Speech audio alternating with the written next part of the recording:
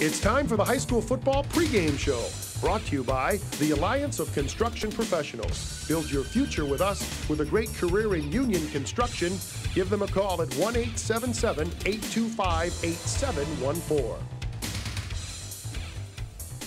It's week 3 of our high school coverage here on TV5 in the WB as the Bowling Green Bobcats will host the Anthony Wayne Generals here tonight on TV5. Hi, everybody. Along with Tom Cole, I'm Bill Clark, and tonight, Thomas, it's the opener of the NLL season for both these teams of Bowling Green 0-3, Anthony Wayne 3-0, so this is a huge game for both teams. Yeah, Billy, that's quite a juxtaposition, and it is imperative, obviously, for both teams to win in the league opener. We're going to take a break and come back and look at more pregame activities here from Bowling Green. You stay right where you are here on TV5.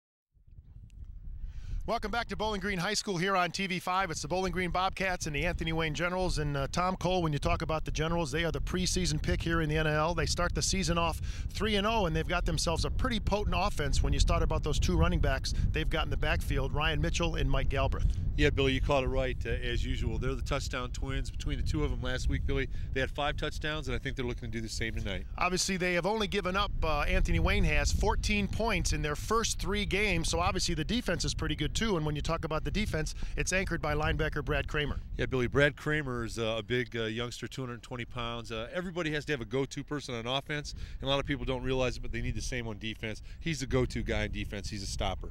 Our third member of our crew, Andy Sanzato, had a chance to spend some time with head coach Craig Smith of Anthony Wayne. Take it away, Andy.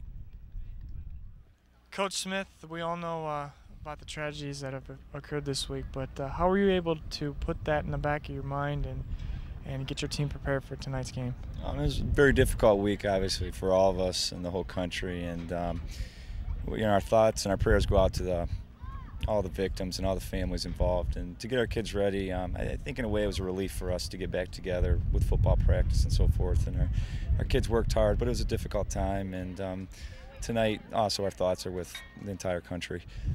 Now you start the season 3-0, tonight's game number 4, but it's the first league game of the season. You guys are picked to win the league this year. Does that add any pressure to tonight's game?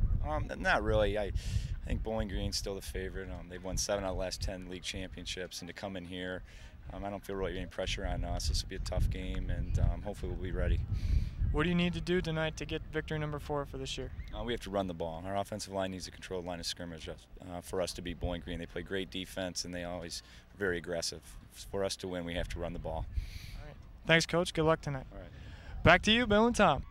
The Bowling Green Bobcats are 0-3, but Thomas, this is their home opener, so the offense is probably going to be pumped up, and that's led by Chris Winkle. Yeah, he's got real nice size, Billy, 6'1". He's going to be tested as far as throwing the ball tonight because the wind's pretty significant. And he's a multi-talented athlete. He's also a punter, so he's going to have to step up big tonight. Despite the 3 losses for Bowling Green, they've only lost those games by a total of 8 points, so the defense is playing pretty well, and it's anchored by George Henry. Yeah, Billy, he's their go-to guy. He's got to step up. This is a huge game for him. Let's talk a little bit about what the Bowling Green coaches think about tonight's ball game. Our Andy Sanzato spent some time with Denny Marquette. Andy? Coach Marquette, this has been a tough week for us all, but how were you able to keep your team in focus for tonight's game? Well, with what's happened in the past, this past week in the nation has been very difficult, for everybody. But here at Bowling Green, we've tried to keep focused, and we didn't practice Tuesday and Wednesday. We had about a 3-hour practice, and try to stay focused on what our job is ahead of us, and try to think about the different things that we have to do in order to be successful against Anthony Wayne tonight. This is the first league game of the season for you guys and for the entire league. You get it at home. Is that an advantage for you at all? Well, to be honest with you, Anthony Wayne was the team that was picked to win the league coming in, and we've had a difficult time. We've had 3 very difficult games. We're 0-3 right now, but this is the first league game, so we have to throw out all the records, and we're looking forward to playing in the league and getting ready for this first league game. What do you have to do tonight to get the first one of the season? Hey, first of all, we got to stop Anthony Wayne's run. They have a great offensive backfield. They have a lot of people back on the offensive line. They have a lot of speed, and we told the kids they have to fly to the football, and we got to do a lot of gang tackling, and we got to play a lot harder. And on offense, we really got to execute a lot better than what we've been doing in the past. Thanks, Coach. Good luck tonight. Thanks. Let's send it back to you, Bill. Last year, the Anthony Wayne Generals lost one regular season game to Bowling Green. They got beat in the first round of the state playoffs by Bowling Green. Tonight, it's payback time. At least the Generals hope so. We'll come back and see how they do in just a moment. But right now, we'll step aside, and in just a moment, Coach Tom Cole will be back with this week's edition of Tom's Tips, brought to you by the Andersons, as we continue on TV5 and the WB from Bowling Green right after this timeout. This has been the high school football pregame show, brought to you by the Alliance of Construction Professionals. Build your future with us with a great career in union construction. Give them a call at 1-877-825-8714.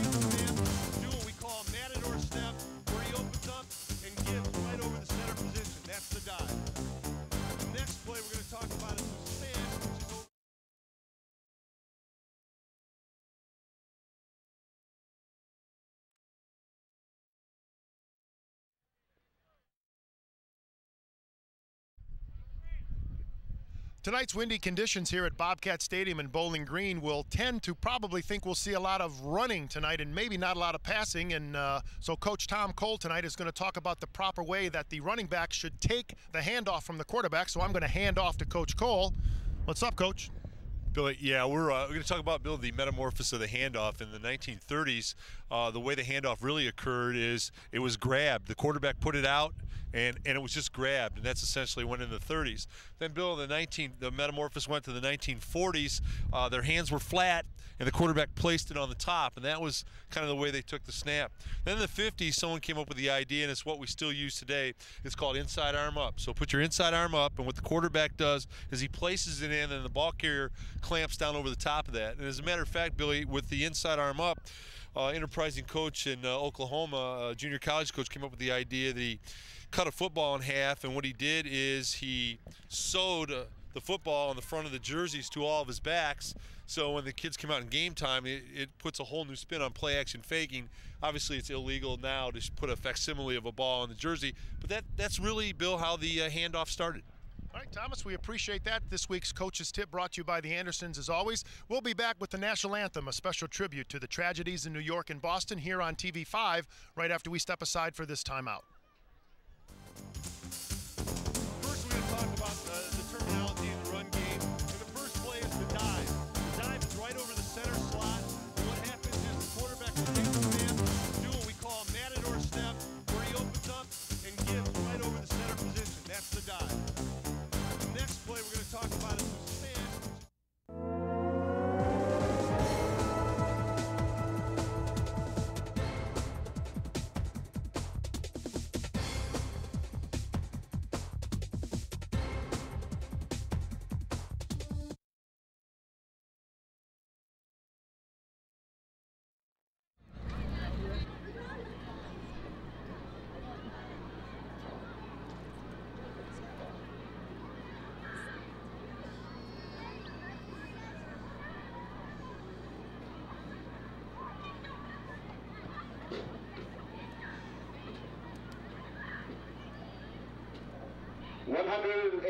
Years ago, on this day, September 14th, while being held on an enemy ship in Baltimore Harbor, Francis Scott Key penned the words to our national anthem. It was through the smoke and the fire and the rubble of Fort McHenry that he saw that symbol of a new nation still waving over the destruction. We too this week have seen the symbols of our great country rising above the smoke and the rubble in New York and Washington. With that same sense of pride and inspiration, please join in singing our national anthem.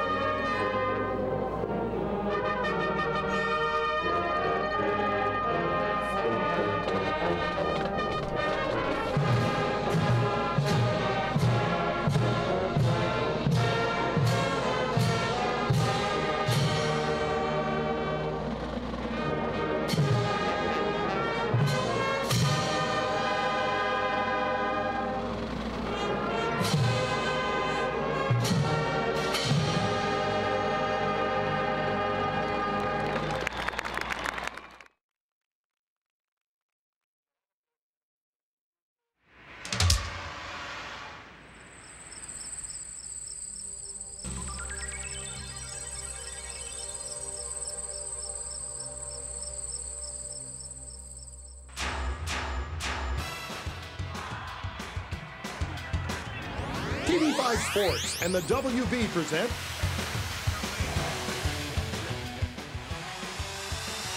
high school football.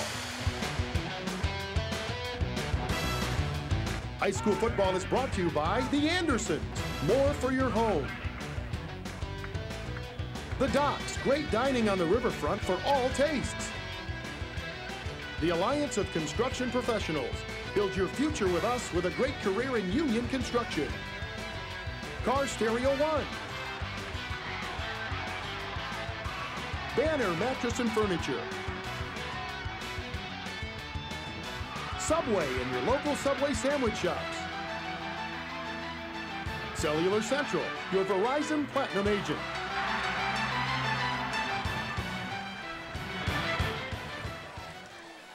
And good evening again, everybody, from Bobcat Stadium in Bowling Green, Ohio. We welcome you to Game 3 of our coverage of high school football here in TV5 and the WB. The Anthony Wayne Generals come marching in to take on the Bowling Green Bobcats. Along with Tom Cole, I'm Bill Clark. Tom Fitzgerald up in the booth as well, handling the stats. Our whole crew ready to bring you high school football here on TV5. And Thomas, obviously a very tough week for the entire nation, and you've coached high school football. How do you get your kids motivated to deal with the tragedy in New York and in Washington, and then get them ready to go to play? As we take a look, first of all, is Craig Smith, the head coach over at Anthony Wayne. His team right now 3-0. As you see, the homestanding Bowling Green Bobcats, their home team tonight. This is the home opener for them as far as Northern Lakes League play is concerned. Pretty good crowd on hand here in Bowling Green on a very crisp night, much more of a football-like weather night than we've had the last couple of weeks. Very hot and humid in the first two games we brought you here on TV5. As you see a look at the Anthony Wayne Generals in their blue and white, ready to take on the Bowling Green Bobcats. Pretty good colors as far as what's been happening this week. Red, white, and blue will be very prominent tonight as you see the gentlemen who will be tooting the whistles tonight.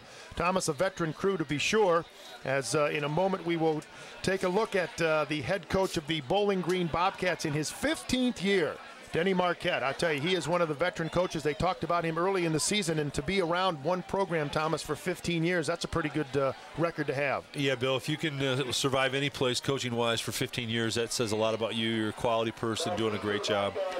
There's Denny right there, as we said, in his 15th year at the helm here in Bowling Green. 100 wins, 57 losses in those 15 years. But this year, the Bowling Green Bobcats off to an 0-3 start. They are the defending champions, as we mentioned in the pregame show, here in the Northern Lakes League. But the Anthony Wayne Generals picked to win it all in the Northern Lakes League this year. They are off to a very impressive 3-0 start. As we mentioned, we are live at Bowling Green Bobcat Stadium, and a great venue for football if you don't mind a little wind.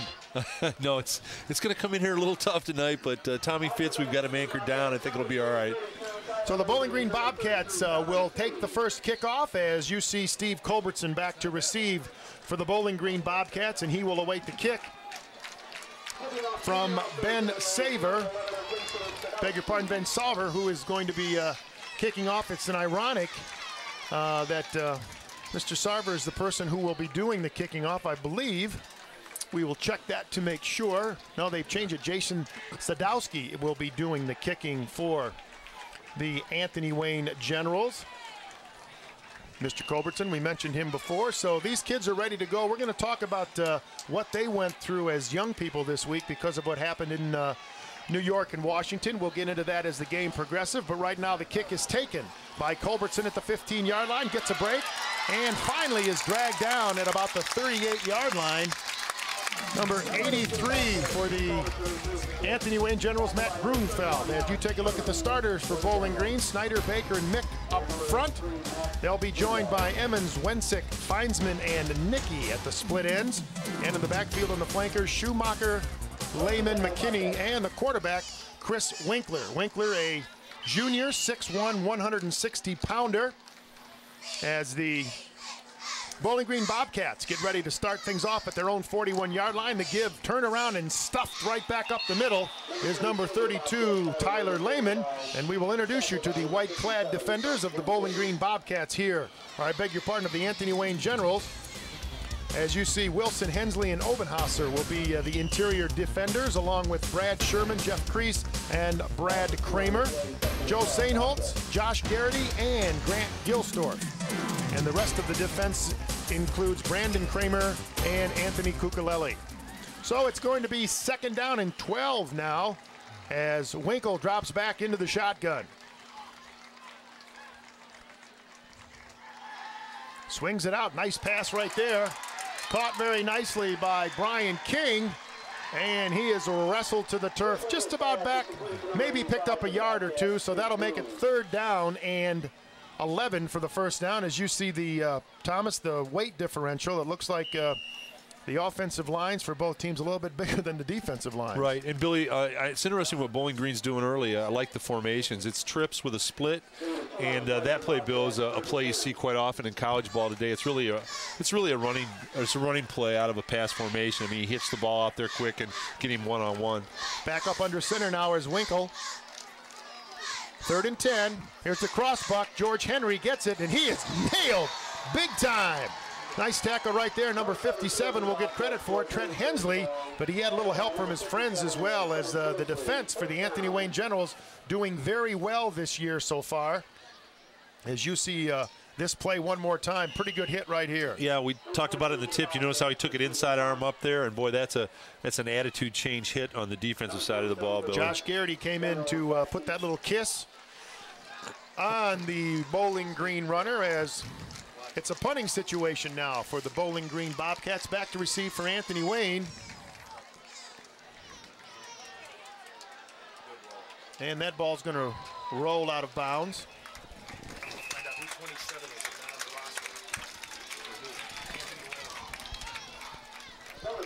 So the ball goes out of bounds at about the 30-yard line, so 25-yard line we'll mark it. We'll come back in just a moment and get things started. It'll be Anthony Wayne's first chance at the football. We'll be back with more from Bowling Green right after this.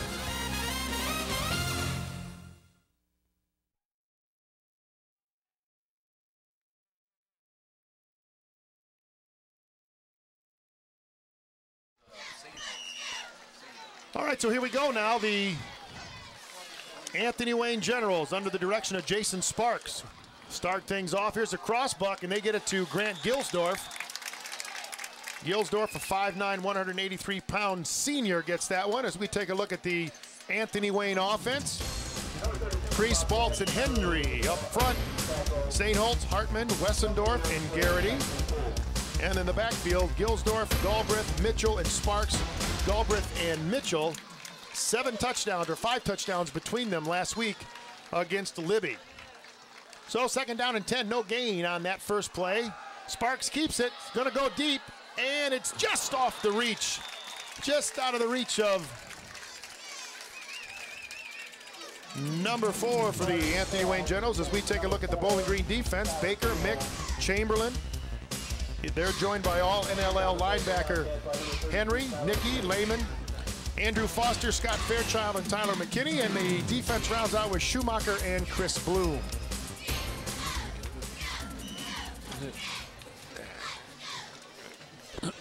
So it's 3rd down now and 10, as both offenses starting a little bit slow tonight.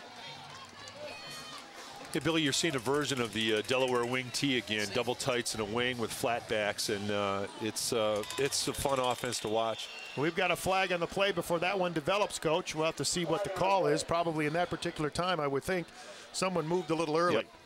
Yep, it's kind of what we chatted about early, Bill, you and I, before the game, and that is that I think you're going to see, you know, a plethora of mistakes and concentration situations tonight just because of the real difficult week for the kids. Yeah, that's just going to be part of this game, and it's going to be understandable, certainly.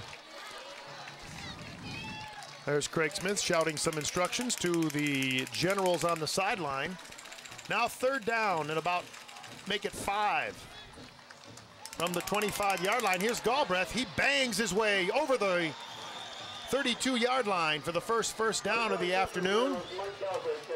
So give Galbraith 6 yards on that carry. Yeah, that was just a quick boom off tackle, and Mr. Galbraith, Bill, one of the touchdown twins that we featured in the promo. Boy, he runs hard, and he runs bigger than he is. He's running it at about a 240-pounder there. Tyler McKinney up with the tackle on that particular play. So it's 1st and 10, the ball on the 33-yard line. Here's Sparks, crossbuck. This is Mitchell, and Ryan gets another first down as he picks up 11 on that carry, brings the ball out to just about the 44-yard line. Billy, what's so great about this offense, and you'll notice it unfold tonight, is they're running the Delaware wing tee. It's double tights with a wing back. Now watch, they start the motion one way, all the backs moving one way, and they bring the slot back underneath inside on the trap, and that causes a problem for the defenses, Bill, because you can't find the ball. That's an issue with this offense. So another first down for the Generals. No score with 8:37 to go here in the first quarter. Give is to the fullback, Galbraith. He pounds his way up for about 13-yard line. It's 13 yards, we should say. It's another first down for the Anthony Wayne Generals. 3 plays and 3 first downs, and he is a pounder, Thomas. Well, Billy, again, it's a Delaware wing tee for the people at home. It's double tights and a wing back, and they ran a straight isolation play with a lead blocker, Bill, and you know, this young man, Galbraith, is what I call a pile mover. You know, every time he's in a pile, if you notice, Bill, the pile's moving forward. He has got strong legs, and he hits hard. So, as we said, another first down. The ball in Bowling Green territory at the 45-yard line. This is Sparks. This time, here's to crossbuck again. And Mitchell gets outside, but he's wrestled to the turf. Good play right there. And again, Bill, picture yourself on Bowling Green's defense as a linebacker. You're taught to key the backs, so you're trying to follow where the backs are going. Well, all the flow goes one way, so you're keying your back and going that way, and then the play actually comes back in underneath to the slot. See, the flow's going one way, see the backs coming out to our screen, and the ball's actually going back the other way. And that's what this misdirection offense is really tough. Tyler Lehman on that hit with a couple of his friends for the Bobcats. Here's Sparks, and here's a reverse, but the Bobcats have that one sniffed out, and that's going to cost the Generals about 3 yards. And Bill, that was a very clever play. Give Bowling Green a lot of credit. That's one of those plays that, you know, they've scouted off of the film, and they're really on top of that because that is a clever play. It's a double inside slot reverse is what it is.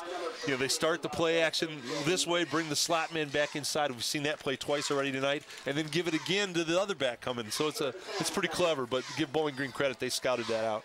Chris Winkle, the quarterback for Bowling Green, a very intense onlooker here from Bowling Green Stadium. We're scoreless, but the Generals are driving. Here's this is Galbraith again, and he battles his way forward. He is just a little pile driver, Thomas, and he picks up on 3rd and about 11. He picks up about 8 of them on that one carry. Yeah, what I might look at here again, Bill, is this is a straight isolation. It's a straight isolation play out of the Delaware wing tee.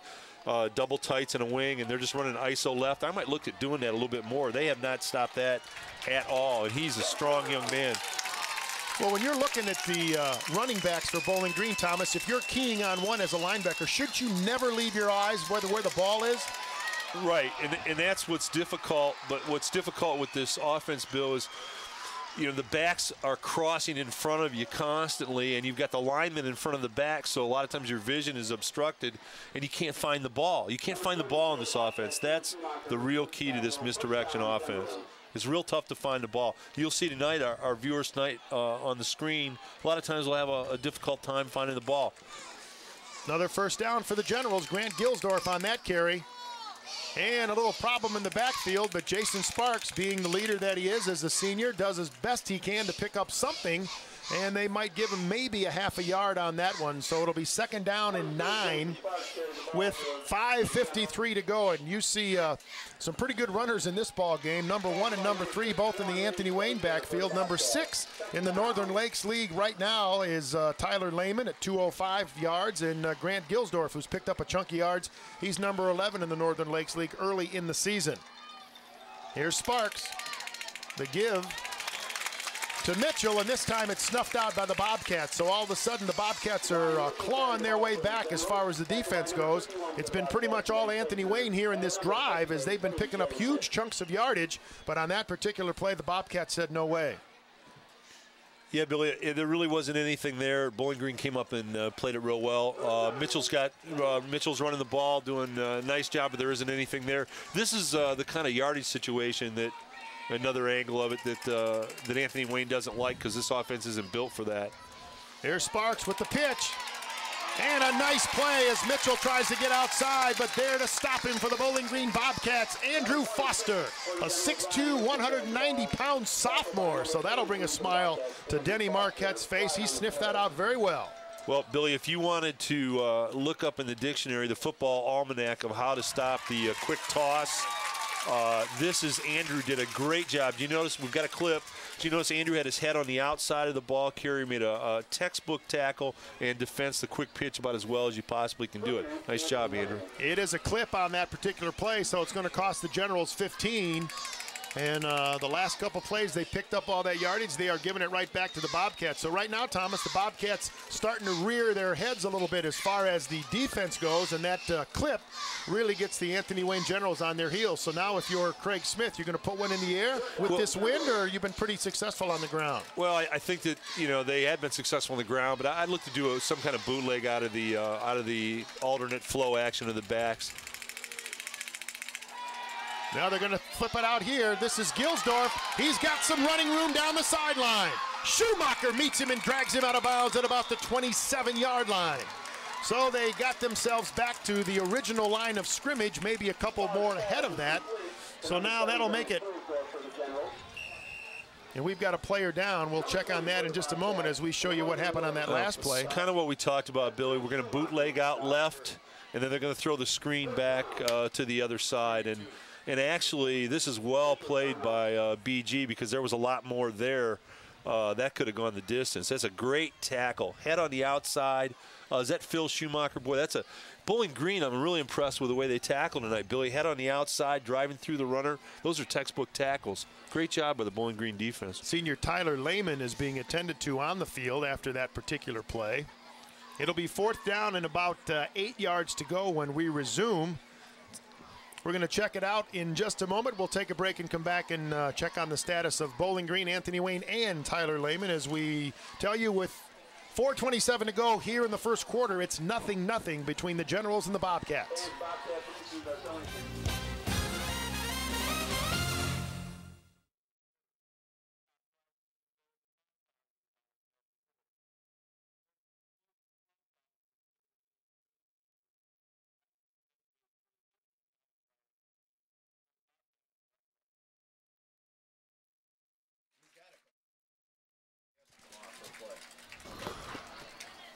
Well, some of the pageantry here at Bowling Green, and there's some good news right there as Tyler Lehman walking off the field under his own power. Looks like, Thomas, he might have just got his bell rung a little bit, but knowing Tyler, the 5'8" senior, one of the captains of this particular Bobcat team, I'm sure we will see more of him. Yeah, he looks to be okay. They'll double check and make sure, but he looks okay. So a big play for the Anthony Wayne Generals and the Bowling Green Bobcats. 4th and 8. The ball is on the 28-yard line. Sparks is going to keep it. He is getting rushed, and he's going to be swarmed under and doesn't even get back to the line of scrimmage. Number 35 and number 58 on the tackle for the Bowling Green Bobcats. That's Grant Chamberlain and A.J. Mick come in with huge defensive plays for the Bobcats right there. Well, Billy, this offense is all about misdirection, and again, we tried to bootleg out, but quite candidly, the Anthony Wayne offensive front didn't pick anybody up on that, and give Bowling Green credit. They've really stiffened, and they're coming hard to the ball. So on downs, the Bowling Green Bobcats will take over the ball on their own 33-yard line. Not much offense tonight for the Bobcats as Anthony Wayne has kept the ball pretty much through the entire first quarter, but Chris Winkle will try to change things. Here's the crossbuck to George Henry, and he is met quite nicely in the backfield. Number 72 on the tackle. First there for the Anthony Wayne Generals, Brad Sherman. Well, Bill, you called it. What Bowling Green did there formationally is they came out in a con formation with even backs and ran a little crossbuck action. There it is right there. Nice fake, inside arm up, as we talked about, but overwhelmed up front. I think BG's going to have to spread them out a little bit, Bill. Get in the 2 and 3 set sides, maybe in the shotgun and throw the ball a little bit. Well, they're in the shotgun right now, Coach, so you got it called with trips to the left. And in motion for Bowling Green goes Matt Emmons. Here's Winkle. Over the middle, and he's, just almost off the hands. Nice pass right there, almost into the hands of Andrew Foster. But a nice defensive play by the Anthony Wayne Generals just at the last moment to break that up. Give credit on that breakup to number 25. That is Josh Garrity. You know, Bill, Josh did a wonderful job. Oh, boy, moms, you want your kids to be quarterbacks. But it was a great throw, but Josh did an excellent job in the breakup. You notice he stuck his hand in there right when the receiver looked back for the ball, and that's exactly the way you play it. So 2nd down and 10, or check that 3rd now and make it 13 after that first play. Lost 3 yards as the shotgun stays in effect for the Bowling Green Bobcats.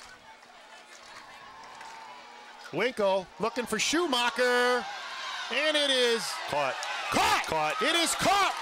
No, they're going to say incomplete. They're going to say he was out of bounds. They said he was juggling the football on the way out. And, Coach, I got a feeling you don't agree with that call. Well, I'm not. We've got a great crew tonight, but it was a tough call. I think what happened, maybe we can get a good shot. Our camera people will be all over it. It looked like the Anthony Wayne fella caught it first, and the Bowling Green gentleman took it away from him. Gilsdorf. Yeah. Gilsdorf, the Anthony Wayne player. And Chris Winkle makes a great toss here. Now watch, as the ball comes down, I see Anthony Wayne's got it, and the Bowling Green man takes it away, and, you know, I don't know. Did he have control there or not, Bill? Looked like Bowling Green had a little more control than Anthony Wayne on that particular play, but the official did not see it. They are getting paid to make the decisions. Yeah, they do a great job. I guess I'm an offensive guy, would have given him the catch, but it was a great throw by Chris Winkle. Winkle back to punt now as it's 4th and 13. The ball on the 29-yard line. No one back for Anthony Wayne. Now they'll slide back. And the ball is probably going to roll dead at around the 39-yard line. We'll take a break. We are scoreless in the first quarter action from Bowling Green Stadium between Bowling Green and the Anthony Wayne Generals.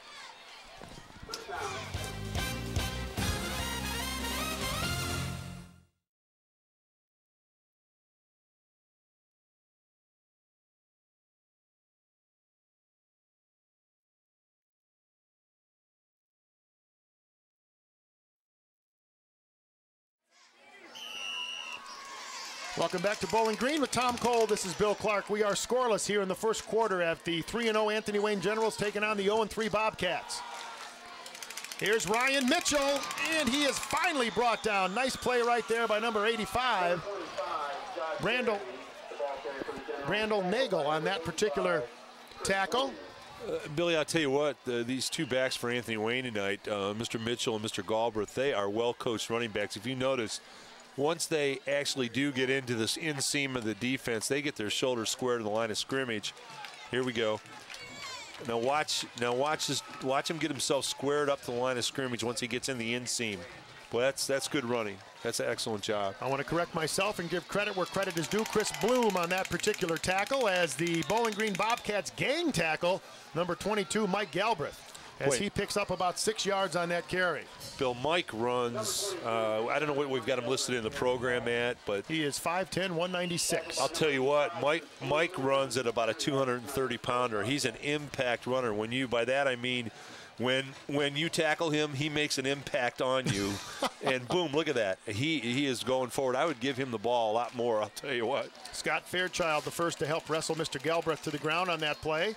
So it's 1st and 10, the ball on the 49-yard line of the Bobcats. Here's that cross buck again. Mitchell getting outside, has some blockers. And is finally wrestled down at about the 11-yard line. We'll see where they mark it. But that run started at the 49-yard line, and they are going to mark it at about the 15-yard line. So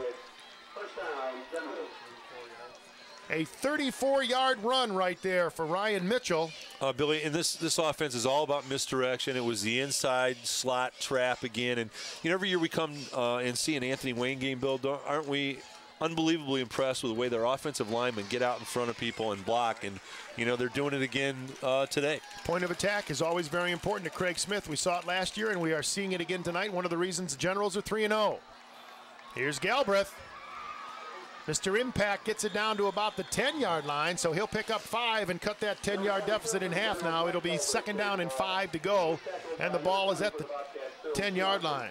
Boy, Bill, I'd be tempted to take G-Man and just run ISOs all day with him. If you notice, you get a lead blocker out in front of him. Watch, this is just a reverse pivot and an ISO. Now, you see he makes a nice little hesitation step inside the hole, and then he's going north-south. Absolutely. Good stutter step. So 2nd down and 5, the ball on the 10-yard line as the Generals look to be the first team to score tonight. Here's the give to Galbraith. Brushes off a couple tackles, but is finally met. And first one to get there to help with the tackle, number 83, that's Andrew Foster. And Bill, they're just running the, they're giving you the Delaware wing tee, but they split it and make an I formation out of it. It's just isolation again, isolation left with G-man. And eventually, if they fake that isolation, Bill, and run a pop pass to one of the tight ends, they'll be standing by themselves in the end zone. And that's what happens to you with this offense is your linebackers keep trying to get in the move up and get in the flow to stop the run, and then you play action and dump the ball over their heads, and that'll happen tonight. We started to talk about it just a little bit ago, Thomas, about as a coach with what has happened nationally here in the United States, how do you get your kids motivated to play, or how do you get them ready to kind of forget what happened in real life and get them ready to play part of the toy department of life? Yeah, I kind of have mixed emotions about that, Bill, and I think that I think that you're going to see a lot of penalties and mistakes tonight because of the concentration factor. But I think it's good for the kids to be out here. I think it's good for the people to be out here and to get a little bit of a break and be able to be out in another activity. Let's listen in on the huddle. Is that? All right, so the Bobcats have their marching orders, and now they're going to have to start playing some defense.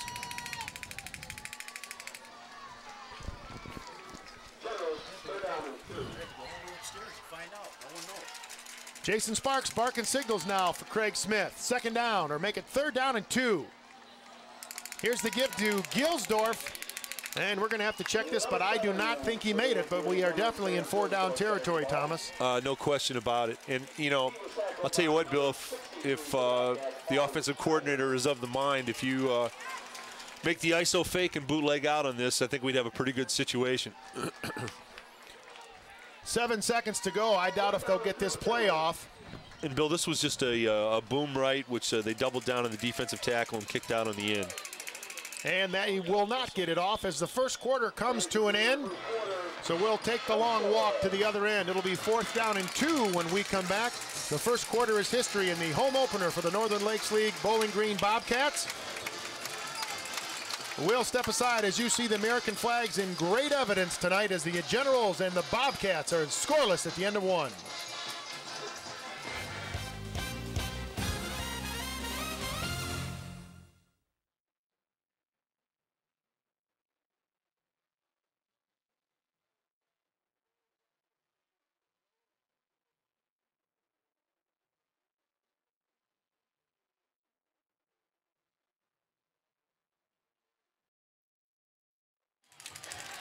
Welcome back to the start of the second quarter. We got a flag off the get-go as the Anthony Wayne Generals started a little too quick on that particular play, so that will cost them 5.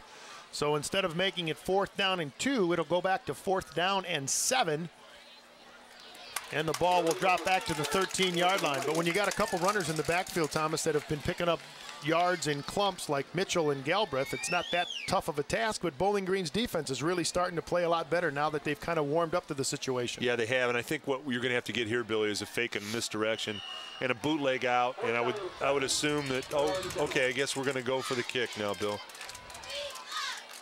All right, so they're going to try to get 3 here from the foot of Jason Sadowski, the sophomore.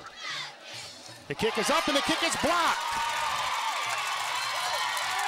And it's finally going to be wrestled to the ground. The kick was blocked, and give Phil Shoemaker the credit for picking up the football, and the Bowling Green Bobcats stave off again the offensive charges of the Anthony Wayne Generals. We'll see if we can see who got a hand on this one. Everything went pretty well, Thomas, until the kick. Good snap, good hold. And there was obviously inside penetration on that, and a smart play to pick it up and try to advance it. So the Bobcats take over on their own 23-yard line as we are just underway in the second quarter in a scoreless battle. Here's George Henry. He's into the backfield.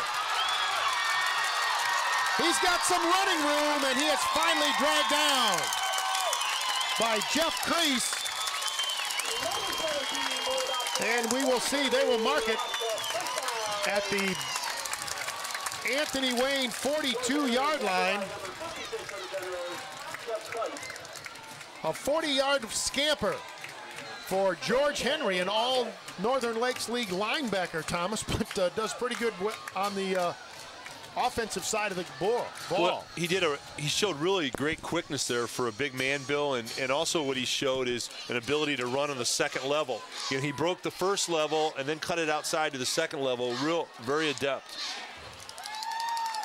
So the Bobcats on the move now. Big play by Josh Henry. And again, the misdirection, Thomas, but this time it didn't fool the Generals. Well, again, what they're trying to do, Bill, both teams, I think, rely heavily on this for their offenses. You know, they try to mix up the keys for the linebackers. Anytime you're running those misdirections or crossbacks, you know, you're trying to cause problems with the linebackers' keys. That was a terrific run, though. And isn't it interesting how it always comes after a good defensive play like that? You make the block, and the kids emotionally get up and make a nice offensive play. Craig Smith talking to his players, trying to see what they can do defensively here to stop this run by the Bobcats. We're scoreless in the second quarter. This is McKinney trying to bounce outside and is finally wrestled down. Nice tackle right there by number 57, Trent Hensley, a 6'2", 205-pound senior. Oh, Billy, great. Guys, Larry, great job with the formations. This is trips. Bowling Green's running the trips tonight quite often, and they're running a split. They're taking one of the tight ends and moving them out, so that's going to see that often for Bowling Green out of the shotgun. And Chris Winkle throws the ball extraordinarily well. 3rd and 3 for the Bobcats. Big play for the Generals on defense, the Bobcats on offense. Split out wide to the right is Matt Emmons. And another 5 yards as Bowling Green started a little too quick on that one. Tough break for the Bobcats. Randall Nagel with a little jump start there. You remember, Billy, when we talked about earlier in the first quarter that, you know, these kind of penalties are going to happen tonight. You know, it's the concentration effect. Because during the week, you know, the way you practice is the way you play. And if you've been somewhat detached a little bit in practice, that's going to be exemplified on the field. And there's no way that you're going to be super sharp. You're going to make those kind of mistakes tonight. Kids are overall doing a great job. Well, as we said as we went to the break, American flags in evidence here. And of course, our thoughts and prayers go to everybody in New York, Washington, and in Pennsylvania. Here's a pass by Winkle, going to be knocked down. Good rush right there. Give credit to number 72, Brad Sherman, to put the pressure on Chris Winkle. So that'll make it 4th down and 8. And Thomas, are we in 4-down territory here? Yeah, I think we are, Bill. And again, I would look for him to spread it out with the trips. And, well, I guess not. I think we're going to punt. Well, the punting unit comes in for the Bowling Green Bobcats. That means Chris Winkle will shed his quarterback hat. And just like we saw last week in our Northview game, he will step back and do a little punting for Denny Marquette. We are scoreless with 9:31 in running here in the second quarter. Bowling Green and Anthony Wayne, thanks for joining us here on TV5. Good punt by Winkle. And this one's going to be picked up by Brandon Kramer. He slips, and with that knee touching in high school, the play is over. So the Anthony Wayne Generals will start on their own 7-yard line, and we'll come back to see how they do. From Bowling Green, we are scoreless with 9:25 to go in the first half.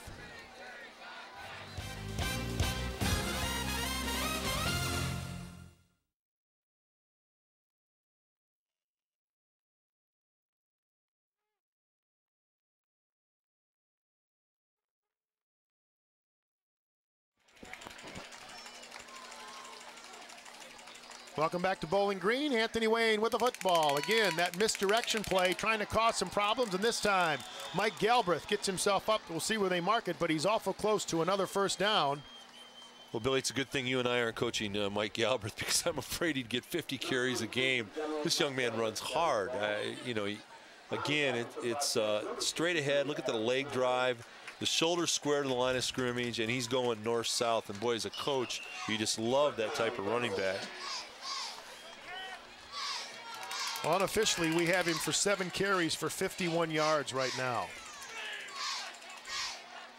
Jason Sparks, there's the crossbuck. This is Gilsdorf, and he is off to the races. Grant Gilsdorf at the 30, the 20, and the Anthony Wayne Generals will score the first touchdown as Grant Gilsdorf, an 82-yard run from scrimmage, and the Anthony Wayne Generals get the first score. And I'll tell you, he got into the backfield right now. Well, Bill, again, this offense is all about misdirection, and it was the inside slot trap out of the misdirection with a lead blocker. And you can tell how fast Mr. Gilsdorf is as you watch. Anytime you see a guy get 2 strides per 5, you notice when he's striding out, he was getting 2 strides per 5. That's a guy that's moving, and he's fast. And boy, Gilly just took off. 93-yard drive in 2 plays, capped off by an 82-yard Grant Gilsdorf scamper. So now going for 2. Here's Sparks to Galbraith, and he's not going to get in. So it's 6-0 after 8:42 to go here in the first half from Bowling Green, the visiting Anthony Wayne Generals. We'll come back to see more from Bowling Green right after this. 2 minutes, okay.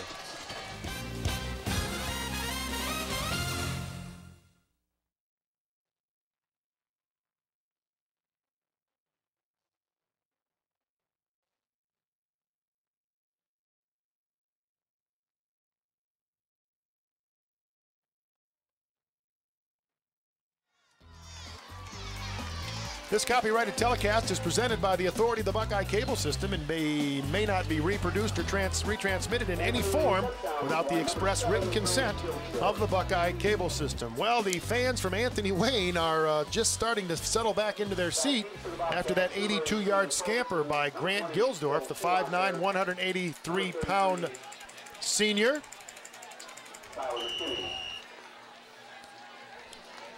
So Sadowski to kick off to number 8, Steve Culbertson. Nice end-over-end kick that Schumacher will take at the 15. Gets through the first wave, but is finally dragged down at about the 39-yard line.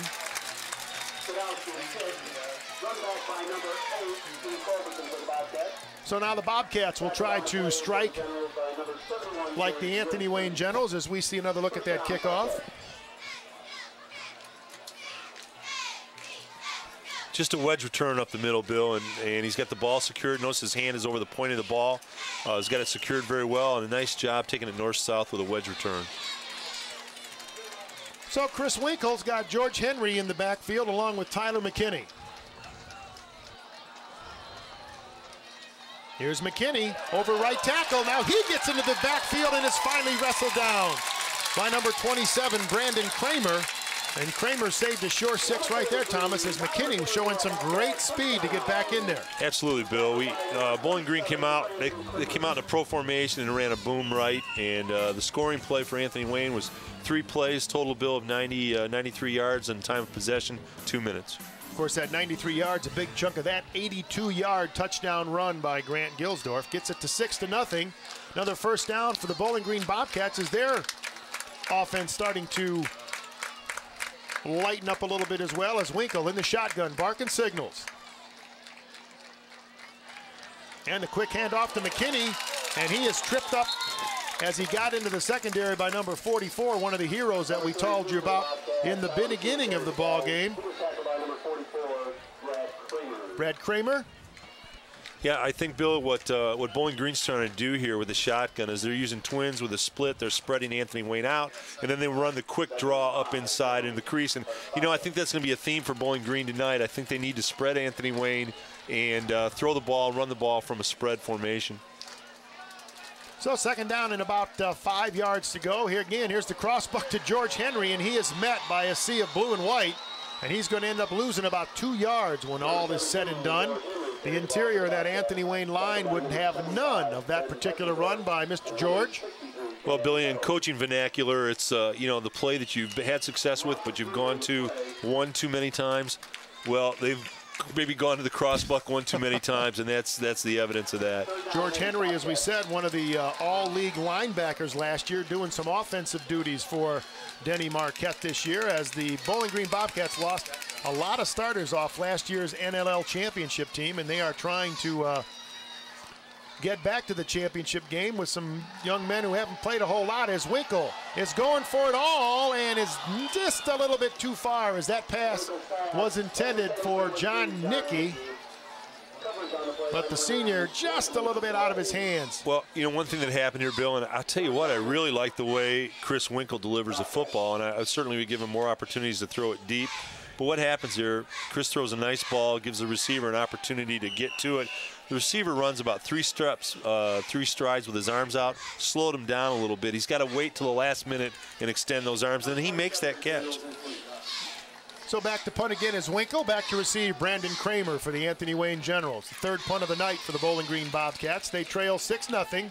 Nice spiral by Winkle. He drives Brandon Kramer back to the 5-yard line and turns the corner, but he is going to be wrestled down by number 30 for the Bowling Green Bobcats, Logan Miller.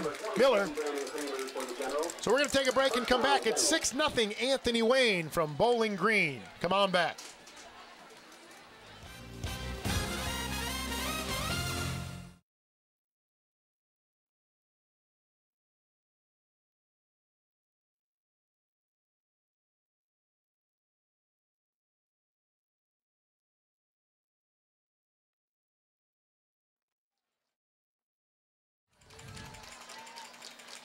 There are the important numbers, 628. Well, it was 628. There it is.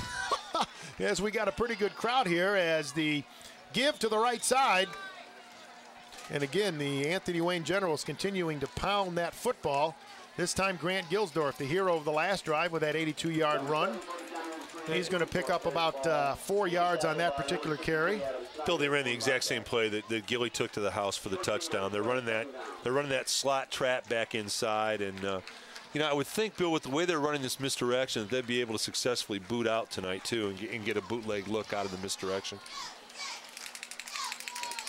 So second down and about, we'll call it 8 for the Anthony Wayne Generals. Again, right up the middle. This time is Galbraith, and he bowls his way for about another 3 or 4 yards, so we'll call it third down and about 4 for another Anthony Wayne first down. And, you know, he looks like a fullback, Thomas. Yes, he does. And I'll tell you what, Bill, defensively, you hate playing a team like Anthony Wayne because it's ball identification tonight. You're constantly trying to find out where the ball is, and it makes it real difficult.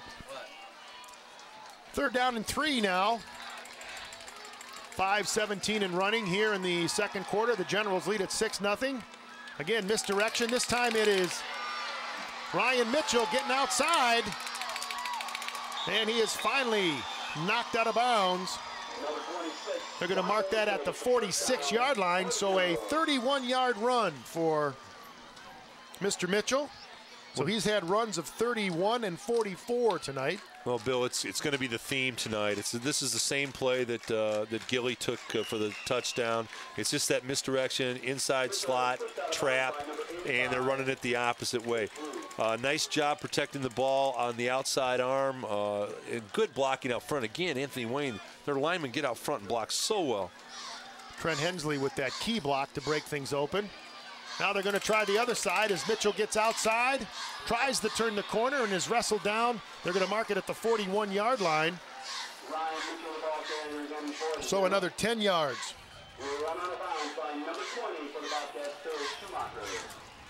Billy, that was just a quick pitch to the wide side, and boy, their tackle, Ben Wessendorf, what a great job he did in sealing the defensive end on the outside, kicking him out, and the running back was able to run up inside. Excellent. I'll tell you what, Bill, their offensive line coach does a fantastic job with the Anthony Wayne front.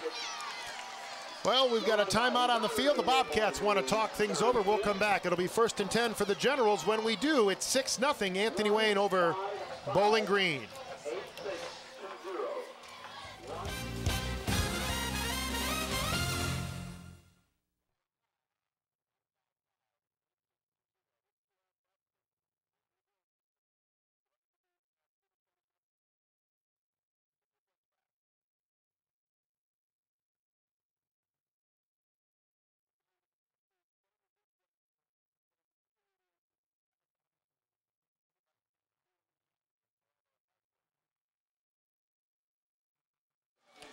Welcome back to Bowling Green as you take a look at the scoring leaders in the Northern Lakes League in this early part of the season. 2 out of the top 3 are wearing the blue and white of Anthony Wayne, Ryan Mitchell and Mike Galbraith, and Tyler Lehman holding up the Bobcat end of things. He's number 9 in the league right now with 12 points, but Ryan Mitchell with 3 touchdowns last week against Libby, and Mike Galbraith getting 2. So they are pounding the ball pretty well tonight as well. This time it's Galbraith. Up the middle, we've got a flag on the play. So hold everything for the moment. And it was thrown by the lineman, Thomas, so I would assume that Anthony Wayne may be picking up this transgression. You're right, Bill. It's going back, and it was just a quick smash. And I still think that you're going to have to do a little bootleg action. It's just a quick smash up inside, and there wasn't a lot there. I think you can bootleg to the wide side out of the misdirection. And they might go back and run the slot trap. I mean, my gosh, that has not been stopped for them hardly at all tonight. So it'll be first down and 15 now. The ball on the Bobcat 46-yard line. 6-0 if you've just joined us tonight on TV5 and the WB. We appreciate your viewership as you see some of the bundled up spectators here, all with American flags or some kind of patriotic sticker. They were handing those out to everybody who came into the stadium tonight for support of what happened in New York and in Washington. Here's Mitchell. He's into the backfield. He's got one man to beat, and he is going to get into a touchdown. Great effort by Phil Schumacher. He tripped him up at about the 3-yard line, but Ryan Mitchell went all the way for the touchdown. Yeah, Bill, what that was, Bill, is kind of what we had talked about. It was that inside slot trap again. Same thing, inside slot trap. Here it comes, only to our side of the field, and away we go. It's so difficult to find that ball when you're on defense and you're reading those keys, and then it's just a race to the house. An excellent job. Good hustle by Phil Schumacher, as we said, but tripped up Mr. Mitchell just at the last minute. So now the Generals will try for 2. This is Sparks, and it's a little too high, so again, it goes for naught, but a long touchdown run by Ryan Mitchell, and it's now 12-0 in favor of the Anthony Wayne's Generals. Bill, that slot trap is a devastating play. It's extraordinarily difficult to stop. I'll tell you, that was a gorgeous run. I don't know if we've got to look at that touchdown run from above, but Coach, if you had a chance to rewind that one, the blocking was just incredible on that run by Ryan Mitchell. Well, I think we're going to be talking about this all night long, Bill. It's the same theme every time we do an Anthony Wayne game. Their offensive line blocking up front is extraordinary, and it is again tonight. Those linemen get out front and they block. And again, Bill, watch this. See how the misdirection goes one way, and the ball carrier comes the other with a couple of lead blockers. And watch him follow his lead block. Good block there. Another good block there at the point of attack. 3 excellent blocks at point of attack. And then it's just a race to the house, which Anthony Wayne wins. So the Generals to kick off again. Sadowski to put foot to football. Back to receive. Steve Culbertson. 12-0, 2 touchdowns, 2 long touchdown runs for the Generals, both extra points, no good. Here's Culbertson at the 15. And he runs right into his own wedge blocking in a sea of blue and white. Give credit to number 31, Alex Sherman, for the Anthony Wayne Generals on that tackle. So it'll be first down and 10 for the homestanding Bobcats. They'll start things off at the 29-yard line.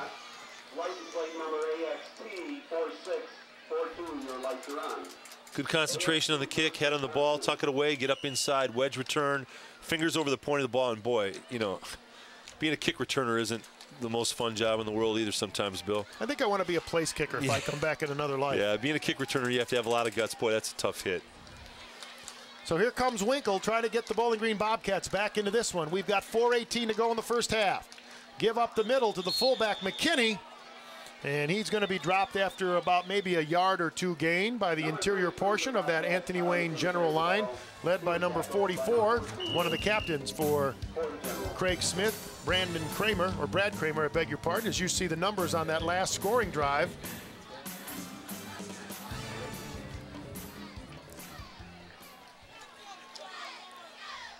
Bill, I'm sorry, Bill. I think that they've got to let Chris Winkle throw some intermediate balls. The only balls he's thrown tonight have been for the home run toss. He's got a beautiful arm, but I think to get some confidence, he's got to throw a couple intermediate tosses here.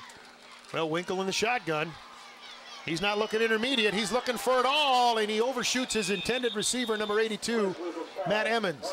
You know, he's got a great arm, Bill, and he has nice touch on the ball. But if you notice, the Bowling Green receivers aren't really getting much separation from the Anthony Wayne receivers. I think if they tried some intermediate tosses, you know, comebacks 12, 15, 18 yards, Chris has the arm to catch that, and quarterback is all rhythm and timing, and he hasn't hit anything tonight, so there's no rhythm and timing yet. So that'll make it 3rd down and 8, and Bowling Green, before they run that play, want to have another timeout. So Anthony Wayne heads over to talk to Craig Smith as the Bowling Green Bobcats get some liquid refreshment, as the coach is on Bowling Green side of the field, checking things out. 2 scores in the ball game. Grant Gilsdorf, an 82-yard run, ended up on a 93-yard drive, and the 2-point conversion try was no good. That made it 6-0.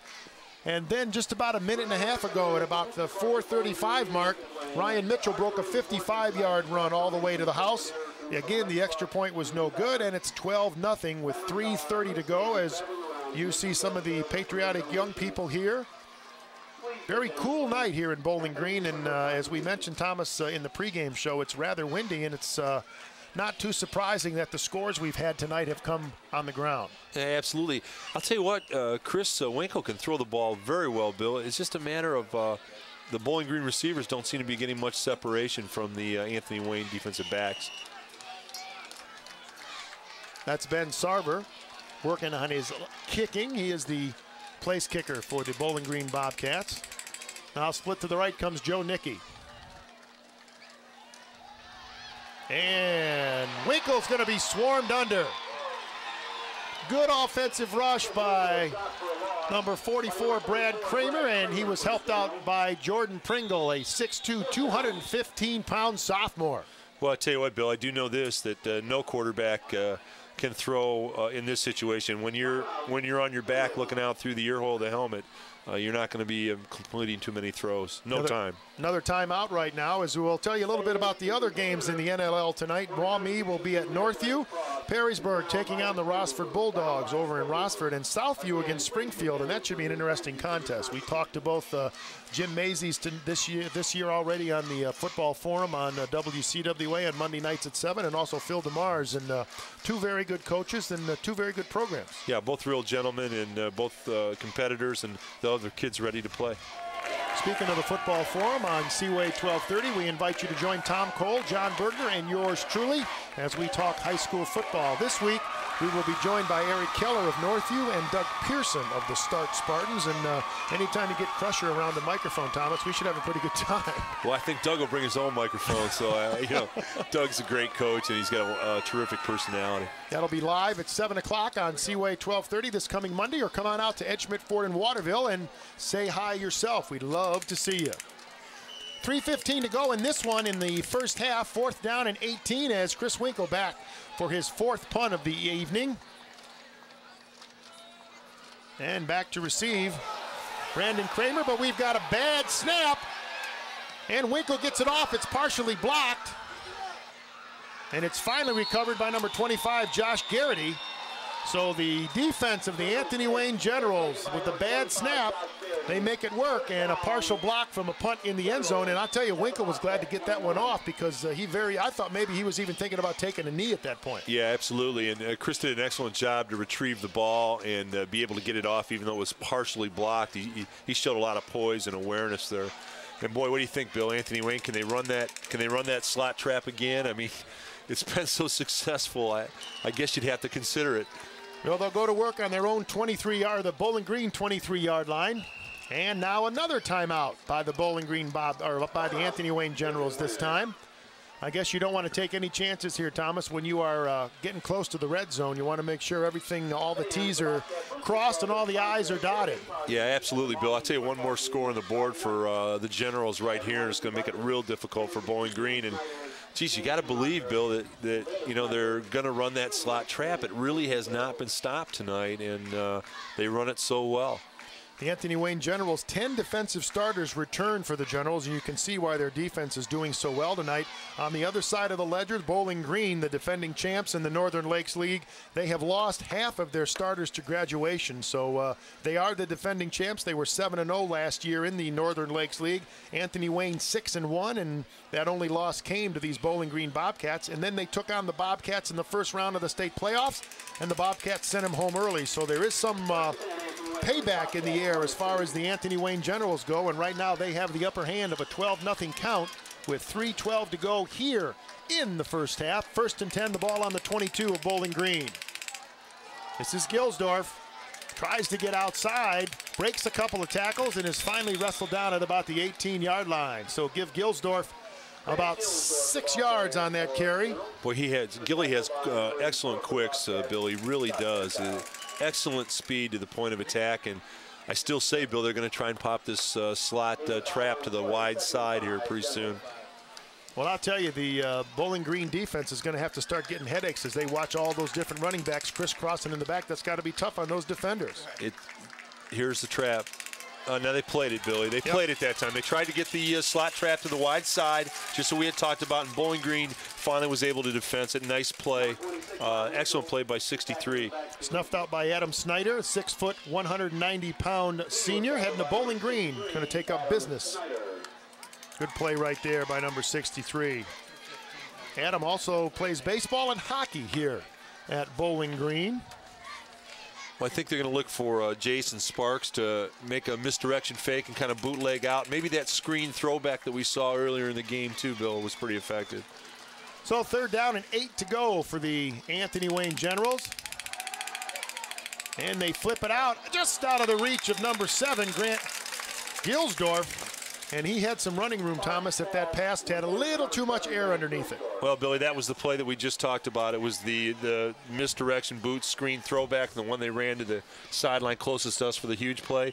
They've got it set up. They make the misdirection fake. They boot out, and now they're throwing the isolation screen back to the other side.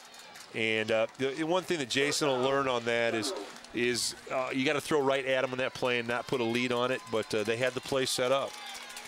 So 4th and 8. Ball is on the 21-yard line, and they're going to try a field goal. Jason Sadowski in. Last time they tried to kick, it was blocked, their first field goal attempt. This one, though, they do get up, but it is no good off to the left. So the Bowling Green Bobcats on this occasion have held, and so it remains 12-0 visitors from Anthony Wayne on top of the homestanding Bowling Green Bobcats. It is the home opener in the Northern Lakes League for the Bobcats as we take another look at it. Thomas, watch it right here. Yeah, great snap, great hold. He spun and laces to the outside. And I'll tell you what, Jason has a very live leg, Bill. I want to tell you, that would have been good if he directionally could have fixed it. It would have been good from another 15 or 20 yards back. So the Bobcats will start on their own 20-yard line. They've got 1:48 to try to get a score before we go to halftime. And at halftime, we will have our good buddy Andy Sanzato. Too many Sandowskis and Sandatos, but the Sandman will be talking with the superintendent of the Bowling Green High Schools, and that is Hugh Comartin, as George Henry tries to get around the right end. He picks up just about a yard, so that'll make it 2nd and 9 as we move to 90 seconds to go here in the first half. Bill, you know, there's going to be a problem, I think, for Bowling Green. They try to run a little crossbuck here, as you've called out so well during the game. George Henry running the crossbuck, but he doesn't get his shoulder square to the line of scrimmage. Anthony Wayne's too physical up front for Bowling Green to run the football, and their defensive backs are able to squat on the wide receivers and shut them down, so there isn't a lot to go to, Bill. Well, Winkle got trips to the right, split to the left, and they give it right up the middle to Tyler McKinney. He gets outside, breaks a couple tackles, and is finally bowled out of bounds by number 27, Brandon Kramer. And I'll tell you right there, Tyler McKinney picks up a huge amount of yards, starts at the 21, they bring it up to the 47, so a 26-yard run for Mr. McKinney on that one. And I'll tell you, Thomas, we've got a lot of good runners in this ball game, and they're picking up huge chunks of yardage several times a night. Yeah, Anthony Wayne thought the Bowling Green was going to throw, and it was a great call by the, even though we've got a penalty here, Bill, it was a great call by the Bowling Green offensive coordinator. They're running inside trap. They ran a quick inside trap, had them spread out. They were looking for the pass, and they popped the trap. We got a hold. That's a tough break for the Bobcats. A 26-yard run is pretty much negated, and it'll cost them 15 yards from the, or 5 yards from the point of the foul. So now that'll make it 2nd down and 17 with 1 minute to go here in the first half. The Bowling Green Bobcats trail their rivals from Anthony Wayne 12-0.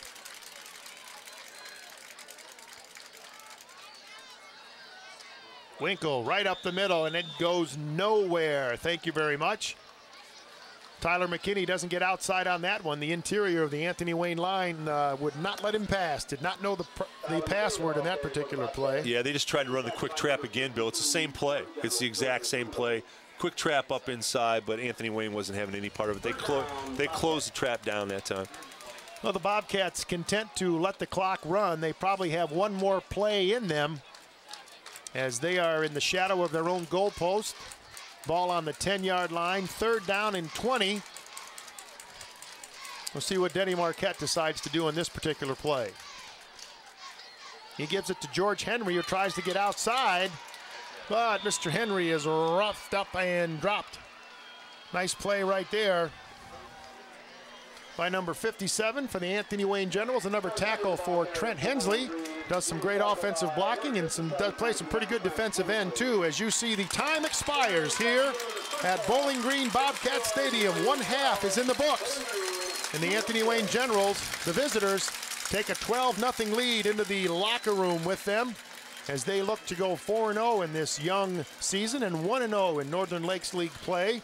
The Bowling Green Bobcats still looking for their first win in this 2001 campaign. As we mentioned a couple times in the first part of the broadcast, Anthony Wayne, number 2 in the league last year in league play. The only loss coming to these Bowling Green Bobcats, and the Bowling Green Bobcats went through the Northern Lakes League schedule unscathed. Came in at 7-0 and also won their first playoff game against the same Anthony Wayne Generals. So right now, though, the Anthony Wayne Generals have the upper hand. And Thomas, any surprises in the first half so far? No, Bill, you know, it's kind of with Anthony Wayne, you know what you're going to get. You know, we talked about that before the game, Bill. You're going to get... Well, Tom, I'm going to interrupt you for just a second as we've got Andy Sanzato with Coach Craig Smith. Andy, go ahead. All right, thanks, Bill. Coach, you rushed for almost 300 yards in the first half. You talked about running the football before the game. Are you going to try to spread it open in the second half, or are you going to continue to pound it on Bowling Green? All we do is double tights. We're old-fashioned. That's all we do. We need to get a couple more scores on them. They'll hang in there. They're well coached. I know it'll be a hell of a second half. Okay, thanks for your time. Good luck.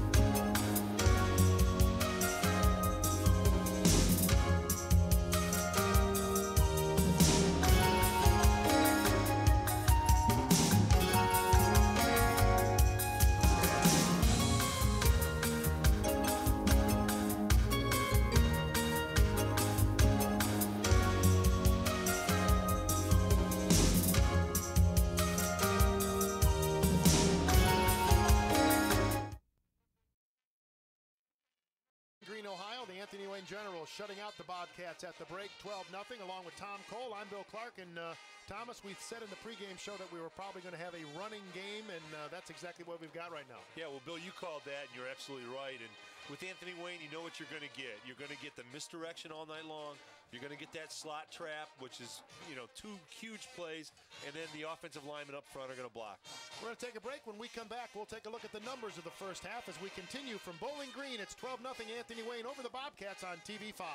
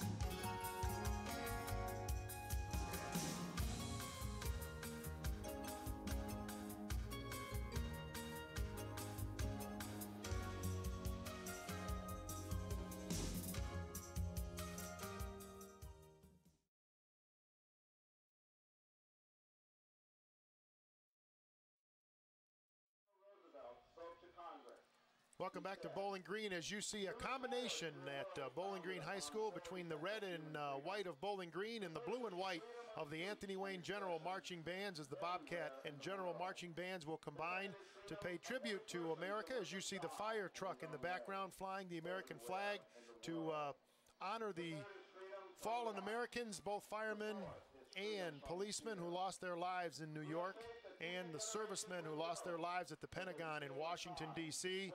A very patriotic move here at Bowling Green High School, as you see part of the color guard here at Bowling Green High School. The bands, we believe, are going to combine and play for us God Bless America to show their support of what has been going on as the terrible tragedy in New York and in Washington and in Pennsylvania.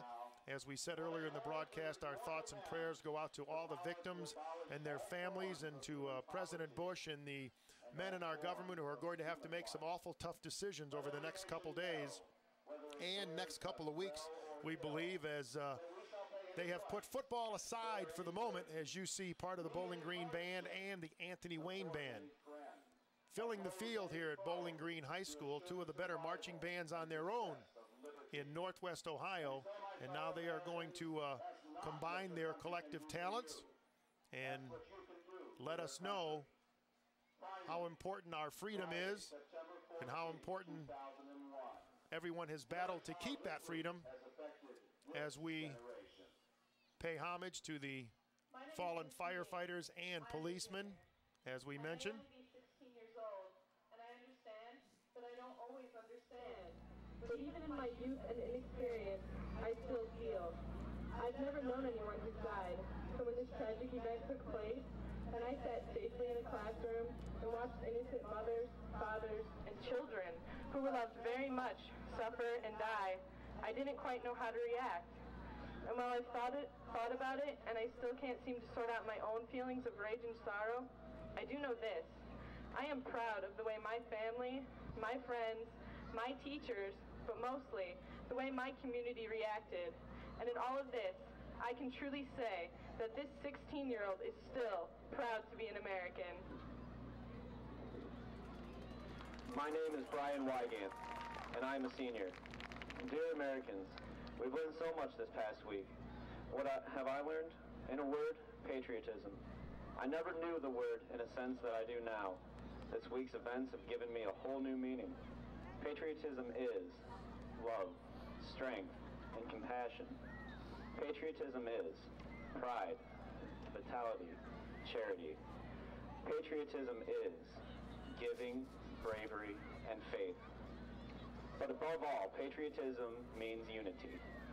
As you look before you tonight, you see unity. Two bands sharing one field to uphold, demonstrate, and respond to the patriotic call for unity. Let us be strong. Let us all be patriotic. God, let us all stay united. On behalf of these two bands, these two schools, these two communities, this one nation, God bless the USA.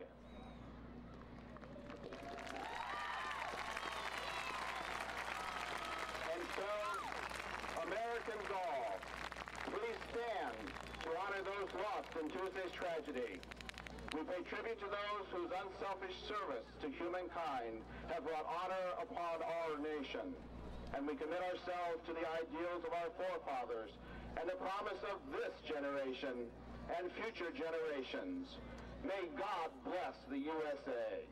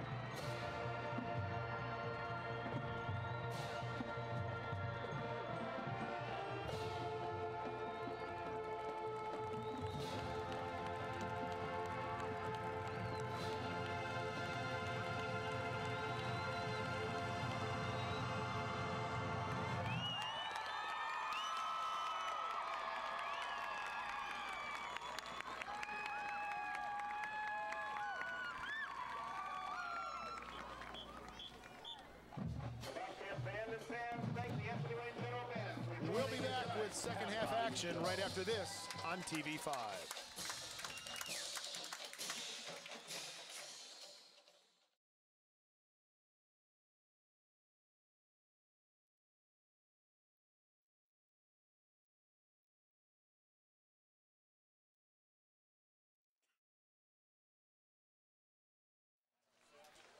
There's the numbers as we welcome you back to halftime, and the numbers obviously favor the Anthony Wayne Generals, and Thomas, the rushing yards are huge. Yeah, Billy, 295 yards rushing in the first half is, well, it just indicates what's going on up front. Obviously, when you can move people around up front, and you've got the touchdown twins, as you call them, Mike Galbraith and Ryan Mitchell, doing a lot of the damage. Of course, Grant Gilsdorf with that 82-yard touchdown scamper, so they've got three potent weapons in their backfield to account for almost 300 yards rushing. And obviously, we talked about the fact that probably not a whole lot of passing going on because of so much wind. But now our buddy Andy Sanzato is with head coach Denny Marquette of Bowling Green. Andy? All right, thanks, Bill. Coach Marquette, you guys are only down 2 touchdowns in the first half after Anthony Wayne rushed for 295 yards. What do you need to do to try to stop the run and to try to put some points on the board for your squad? Well, offensively, we got to execute, and we got to get the ball in the end zone. And defensively, we've got to tackle a lot better. We haven't tackled very well at all. Don't take anything away from them. They're a good football team. They run hard, but we haven't tackled very well at all. And offensively, very sporadic. Okay, well, good luck in the second half. All right, guys, let's send it back up to you for the second half. Andy, thanks a lot. We appreciate it. It's 12-0. Anthony Wayne over Bowling Green. We'll be back with third quarter action right after this timeout.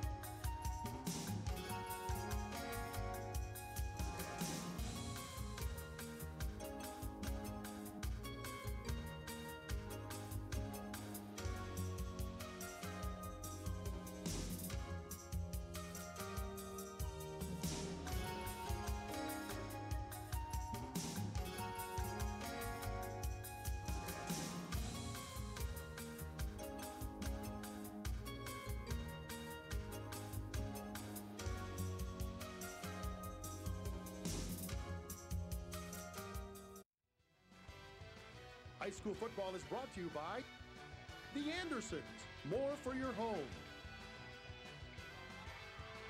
The Docks, great dining on the riverfront for all tastes. The Alliance of Construction Professionals, build your future with us with a great career in union construction. Car Stereo One. Banner Mattress and Furniture. Subway and your local Subway sandwich shops. Cellular Central, your Verizon Platinum agent. Here we go, the second half underway as Anthony Wayne will receive the football. Brandon Kramer picks it up at about the 22-yard line and makes his way up to about the 34-yard line as we welcome you back to second half action along with Tom Cole. I'm Bill Clark. Tom Fitzgerald in the booth with us handling the stats. Our whole crew welcomes you back. Glad you've taken some time to join us here on TV5. And Thomas, a pretty stirring halftime performance right there by the Anthony Wayne and Bowling Green bands. Yeah, great pictures in it, and it certainly said it all, Bill. Well, let's get back to football. The Anthony Wayne Generals start with the football here in the third quarter. They also start with a 12-0 lead as we start the third stanza. Jason Sparks up the middle. This is Galbraith, part of that 295-yard rushing first half for the Anthony Wayne Generals, and he adds 2 more to the total right there. And to get almost 300 yards rushing, Thomas, in the first half of a high school game against a good defense says something about your offensive line. Yeah, for the old-time football people here, they love this offense. It's the old Delaware wing tee. It's double tights. They're running a smash off of this, and look at the straight-ahead drive blocking. I mean, they just play old-fashioned, hard-nosed football very effectively. Yeah, fumble on the snap, ball loose, but the Generals will recover it. And Thomas, it's getting a little cooler. We had to put our jackets back on, and I would think that Jason Sparks' hands just getting started coming out of that locker room. He's got to get kind of used to getting back into this cool weather. Yeah, and I think, Bill, in our first tip of the season, we talked about the center quarterback exchange, and that one looked like, I guess I always blame the centers, but typical quarterback. Yeah, but that one looked like it really didn't come up. Didn't look like Jason had much of a chance on that one. So now it's 3rd down and about 9 yards to go for the Generals. Sparks rolling to the right. He's going to go back left. He's got Mitchell, and it just gets off his hands. Boy, and he had some running room too, Thomas, if he could have brought that one down. Well, Bill, that's his play. If you've noticed tonight, we've talked about it. They've run that 3 times tonight. That's that misdirection, bootleg, throwback, screen. They've had it open every time they've run it. Here comes the misdirection. The boot comes out. The screen comes to the opposite side, and they haven't been able to complete that pass. So Jason Sadowski will be back to punt. The sophomore does most of the kicking for the Anthony Wayne Generals. And back to receive for the Bowling Green Bobcats, number 83, Andrew Foster. And he catches it at about the 24-yard line and is finally ridden down like a Bronco bull right there by Alex Sherman. So good coverage by the Anthony Wayne Generals. The Bowling Green Bobcats will be on offense when we come back. It's 12-0 Anthony Wayne over Bowling Green.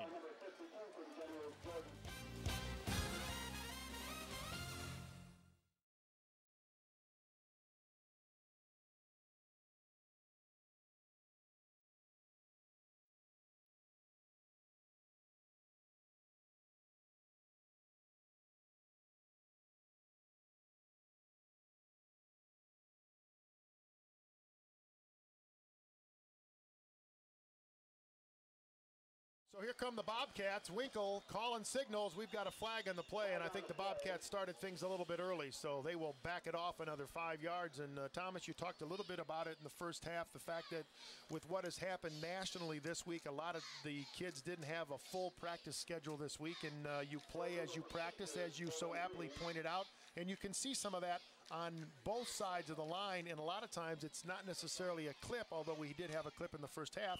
It's mostly a legal procedure and offsides because the timing's not there. Yeah, a lot of jumping on both sides, and it's just it's to be expected tonight, quite honestly, Bill.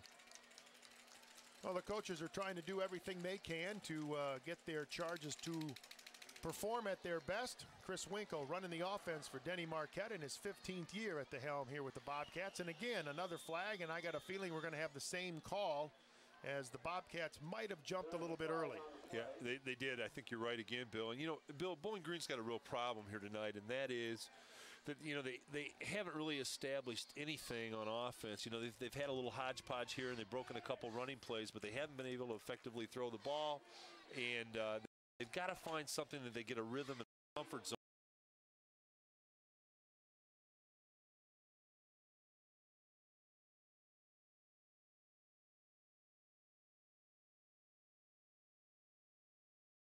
He doesn't mean a whole lot to him on that particular play. Well, what they had, Bill, was a sprint out here, nice kick out block. Chris is turning it up inside. Now, boom! Oh my gosh, that's a textbook tackle. Chris took a terrific shot there. So Winkle now gets the call from the sideline and hands it right side. This is George Henry trying to get around the right side, and he's going to be drilled and dropped by that man again. Joe Sainholtz with 2 big hits for the Bowling Green Bobcats in back-to-back plays. So that's going to make it 3rd down and 10, 8:35 to go here in the 3rd quarter. A scoreless 3rd quarter to this point. A scoreless 1st quarter as well, and then the Bobcats saw the Anthony Wayne Generals get 2 scores in the 2nd quarter, and at 8:40, Grant Gilsdorf broke off an 82-yard run, and then his running mate at about the 4:35 mark, Ryan Mitchell, took it in from 55 yards out to get us to our 12-0 count. 3rd down and 9. Winkle keeps it. Goes right. This is McKinney, and he bobbles it out of bounds. It is not going to be a completion. And Joe Sainholtz again right there on the play for Craig Smith, Anthony Wayne General. So that means it's a punting situation for the Bobcats. Well, Billy, they ran a fake of the cross trap with a little boot out to the short side, and Chris threw a perfect ball right there, right on the numbers. And you know what the young man did there? He hitched his head off the ball. You could see it. That was Tyler McKinney. Tyler will learn not to hit hitched his head off the ball. That's all he did there. So Winkle back for yet another punt for the Bowling Green Bobcats. Brandon Kramer to receive the punt. And kind of a floater, again, staying away from Mr. Kramer. We'll take a break as the Bowling Green Bobcats will take over. I should say the Anthony Wayne Generals will take over with 7:55 to go in the third quarter. The Anthony Wayne Generals shutting out the Bobcats 12-0.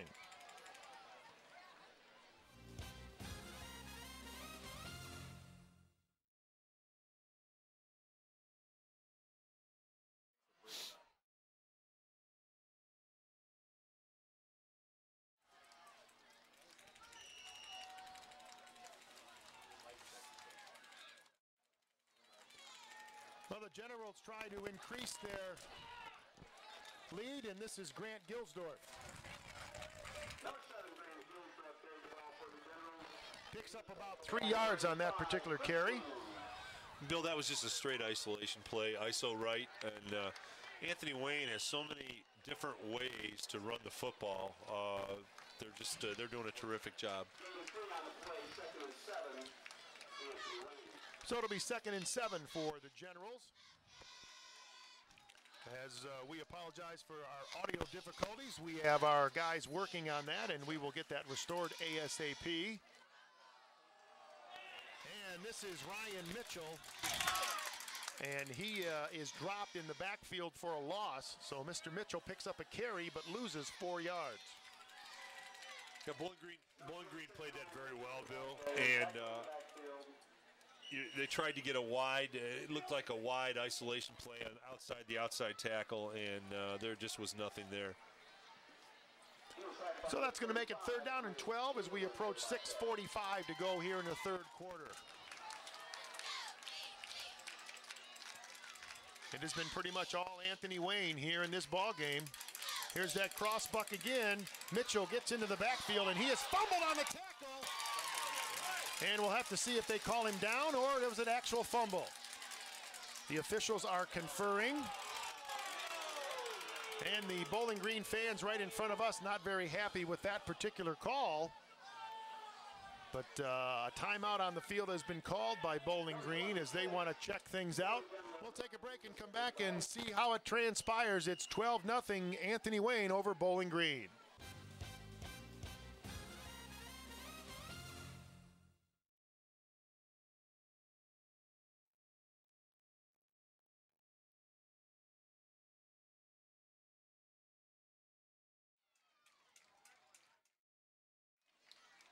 Punting situation for the Generals, and Sadowski just gets it off. We're going to have it a roughing the kicker penalty as number 51 for Bowling Green, a little aggressive right there. Nate Baker came in, just missed blocking the football, Thomas, but when you don't block the football and get the kicker, they're going to nail you for it. Yeah, you know, this is a tough play because the young man's making an extra effort to try and make the block.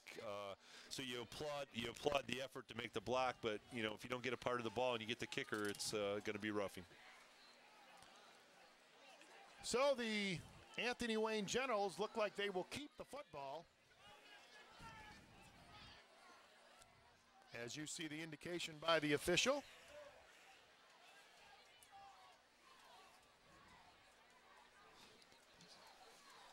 So we'll see where they actually place the football down. Anthony Wayne over by their bench, checking things out with Craig Smith, and there is the brain trust of the Bowling Green Bobcats, wanting to know exactly what's going to be happening.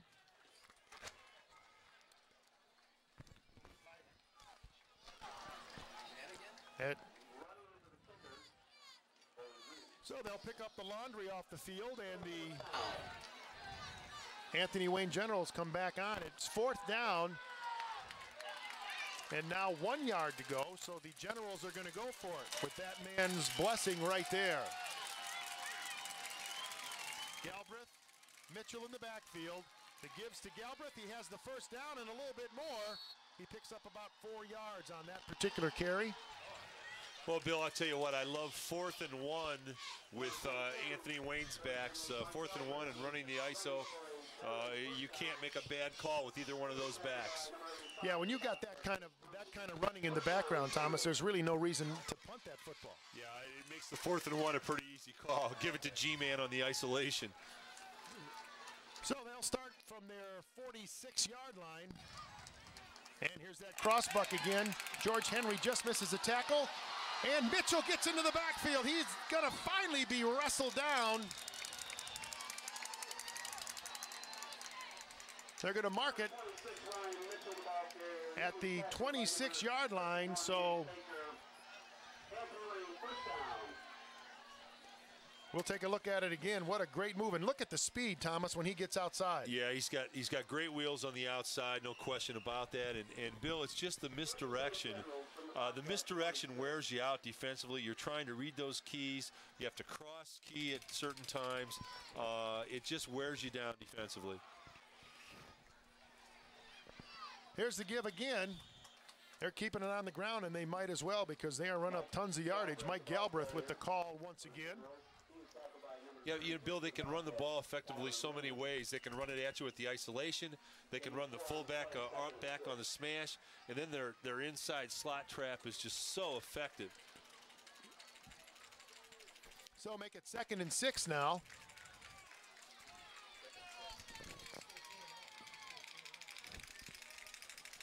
Sparks flips it left side. This is Gilsdorf. He's got 1 touchdown already. Tries to get out into the outside, but he's swarmed under. And leading the way for the Bowling Green Bobcats, number 35, that's Grant Chamberlain. Well, Bill, that was just a quick pitch, absolute quick pitch, and they get out in front of this so effectively. Watch this reverse pivot, quick pitch, a good block at the point of attack, and Gilly's got excellent wheels. Well, I tell you, you got 3 great runners in the backfield. It's awful tough to key on anybody, like you said, Tom. Plus, they're crossing all over. Yeah, so you're constantly cross-keying. It's difficult to do. Here's Gilsdorf again, cuts up the middle, and is probably going to pick up about 8 yards on that carry. So he continues to run up the numbers. Well, Bill, you know what's difficult for the defense also, besides the misdirection, is you get the 2 backs that pound you, and then Gilsdorf comes in, and he's quick. He's got that quick gear. It's a little quicker gear than the other 2 backs, and it's a great change of pace for him. So that'll make it 2nd and 2 with 3:25 to go here in the 3rd quarter. 12-0 Anthony Wayne along with Tom Cole. This is Bill Clark on TV5, and we're going to have laundry all over the field on that one, as that time the Anthony Wayne Generals tried to get a head start. So, Thomas, we talked about it a couple times, and it's becoming more and more prevalent as the game goes on because of what happened nationally this week. A lot of these teams haven't had a chance to do a lot of practicing, and the little things are starting to hurt them now. Yeah, that's the type thing that shows up, Bill, is the concentration. And these are what I call concentration penalties, just when you're jumping off sides. Those are just simple concentration penalties, and that comes from not being able to really concentrate in practice. So they'll pick up all the laundry because pretty much every official threw one on that particular play. So that'll back it down now. It's 2nd and about 7. Jason Sparks gives to Galbraith over left tackle, tries to bounce outside. But again, a nice tackle by Tyler McKinney and a couple of the other Bobcats. And both the coaches told us in the pregame show with their conversations with Andy Sanzato is the fact that they are going to have to gang tackle, and more on the Bowling Green side of the ledger because of the fact of how many different runners they got coming at them in the blue and white of Anthony Wayne. Yeah, Sandman did a great job with that interview. You better gang tackle the Anthony Wayne backs, Bill, or you're not going to get them, and that's a fact. And here's a question for you, Billy. Can they get away with running that slot trap again one more time? I think they can, actually. Well, we'll find out. They got the ball on the 7-yard line. Here's Galbraith. He dances into the defensive backfield. There's a fumble at the end of the play, and it's going to be a touchback as Bowling Green recovers the football. And what a break for the Bobcats right there. Mike Galbraith was on his way to pay dirt, got hit pretty hard by a Bowling Green defender and fumbled into their own end zone, and the Bobcats were able to grab the football, so that will mean it'll come out to the 20-yard line on the touchback. Well, Billy, it's a great opportunity for Bowling Green, and they deserve a lot of credit because they've hung in there tonight. But if they're going to make anything happen in this game, I think they've got to get a drive going. Well, we'll see if they can do it, because, again, another break, as Anthony Wayne has had several opportunities to score, Tom, in addition to the 2 that they've already had. And from that standpoint, it's cost them dearly, and Bowling Green is still in this ballgame. Yeah, that would have been the door closer, and they escaped that. But Bowling Green, Bill, has got to establish something. They have not been able to establish anything really tonight offensively, so they've got to come out and establish some kind of offensive rhythm. Well, we'll see if they can do it on this particular drive. They will start with the football on their own 20-yard line.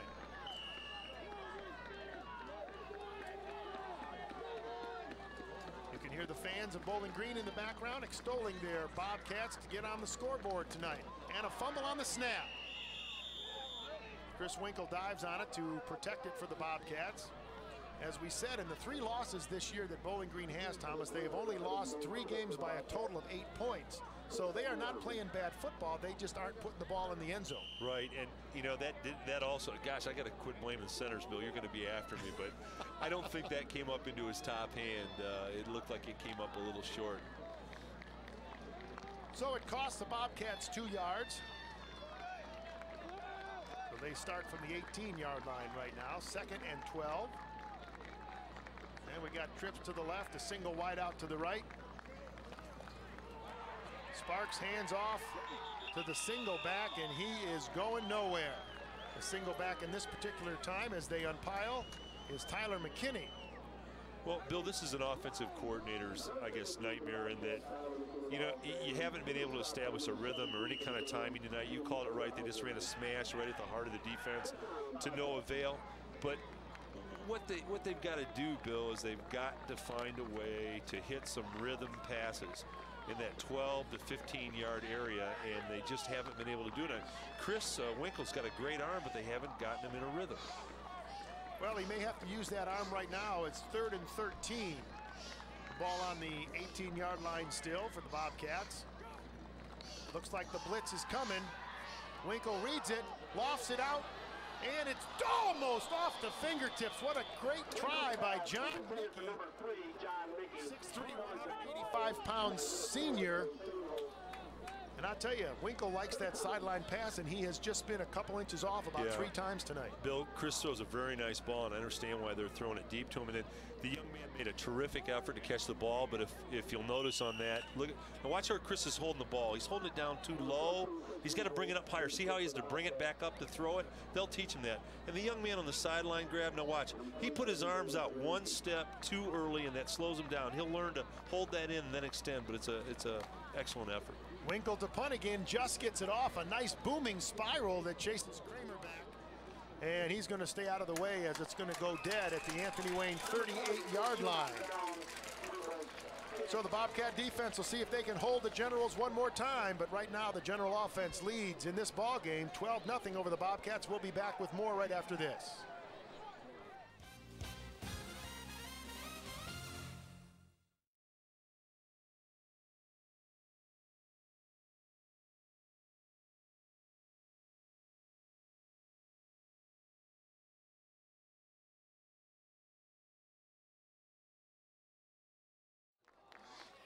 Well, the Anthony Wayne defense taking a rest right now as they've only allowed Bowling Green 7 yards in total offense here in the 3rd quarter. Here's Jason Sparks. He's going to let it go. His intended receiver is Sainholtz, but it is just a little bit too far. It falls harmlessly to the turf if you are a Bowling Green Bobcat fan. So it'll make it 2nd and 10. The ball again set down at the 39-yard line. Well, Jason's got that Flutie-esque number. Flutie wore 22, and Jason's got 23. Kind of an unusual number for a quarterback. It's the misdirection play, Billy, and Jason boots out left. And Jason's got smaller hands. You can see he's up on the tip of the ball, and it tends to float a little bit on him. Well, he'll see if he can do anything here. It's 2nd down and 10, 25 seconds. Here's the double reverse. Gilsdorf trying to get outside, and a nice tackle. Nice pursuit and a nice tackle by number 85 for the Bowling Green Bobcats, Chris Bloom, a 5'6", 145-pound senior. Well, Bill, I tell you what, that is an excellent tackle. You called that, but it is intriguing the way Anthony Wayne runs the football. That's a double reverse off the inside slot trap, and they're very creative with their abilities to run the football. The third quarter has come to an end, and the Bowling Green Bobcats trail the Anthony Wayne Generals by a score of 12-0. Fourth quarter action comes your way on TV5 right after this.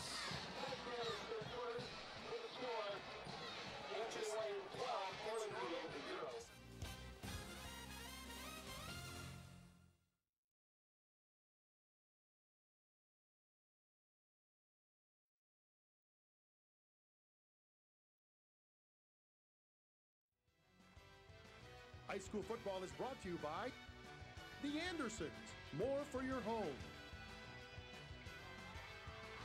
The Docks, great dining on the riverfront for all tastes. The Alliance of Construction Professionals, build your future with us with a great career in union construction. Car Stereo One. Banner Mattress and Furniture. Subway and your local Subway sandwich shops. Cellular Central, your Verizon Platinum agent.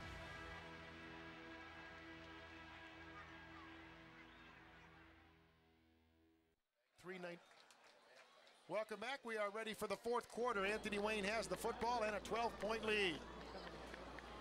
Sparks keeps it himself, tries to go around right end, keeps his foot, and is finally dropped down. Nice tackle right there by number 88 for the Bowling Green Bobcats, Brian King, a 6'2", 170-pound senior. Well, Billy, I noticed that Bowling Green's kids, their coach was worried about their tackling, but I'll tell you what, in the open field, these kids come up and tackle. You watch this open field tackle. Right there, takes his legs out, excellent form tackle in the open field.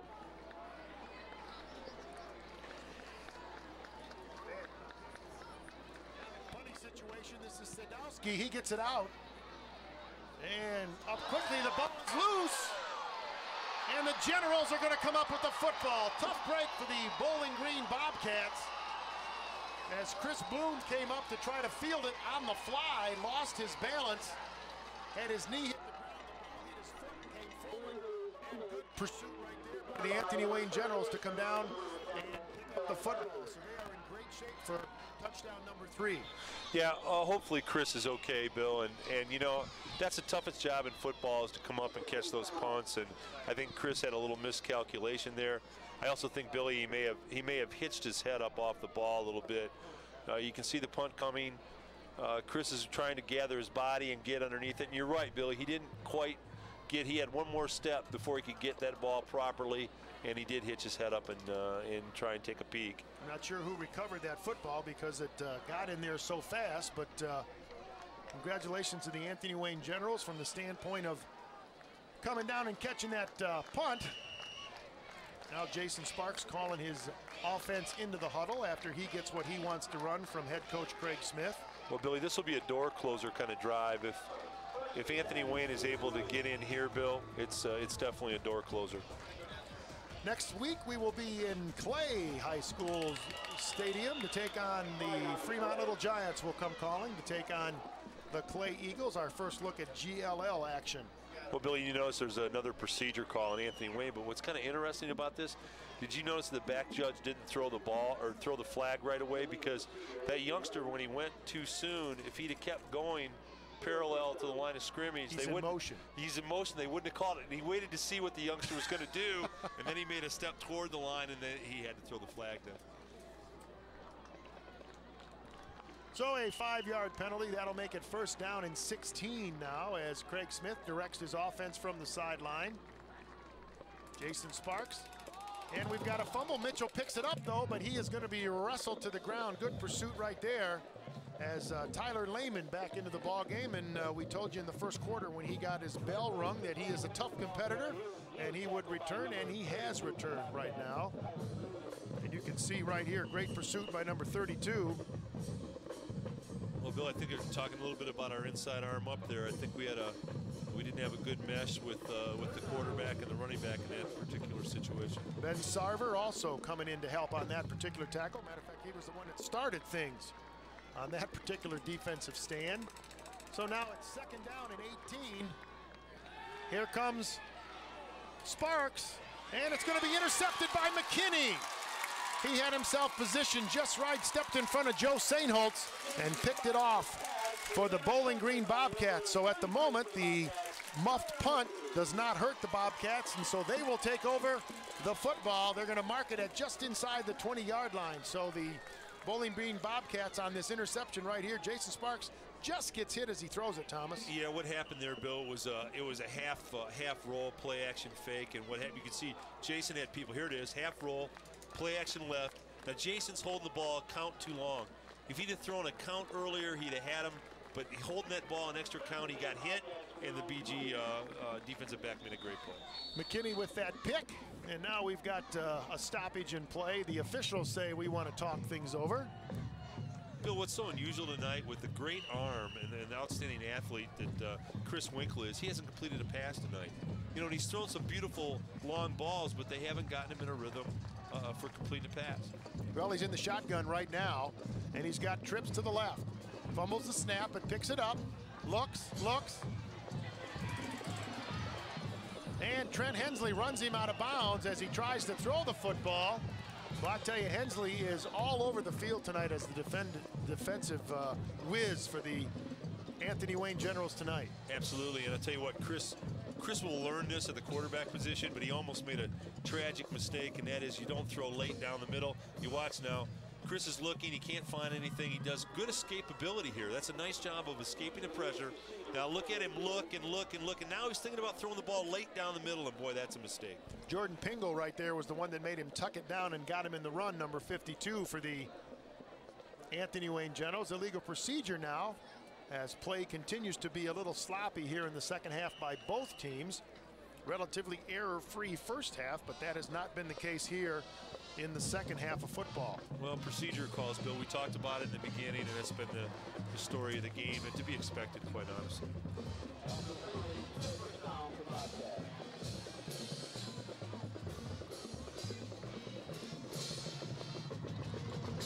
So it's going to be 1st and 15, 10-13 to go here in the ball game. A 12-0 lead for the Anthony Wayne Generals over the red-clad Bowling Green Bobcats to give up the middle.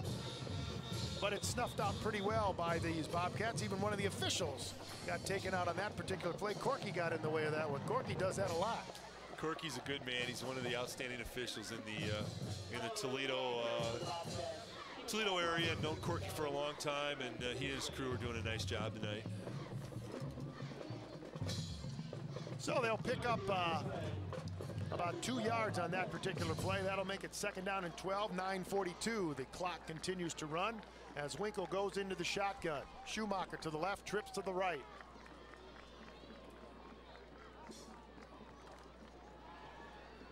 Schumacher down over the middle, and again, a little too far is intended receiver Brian King.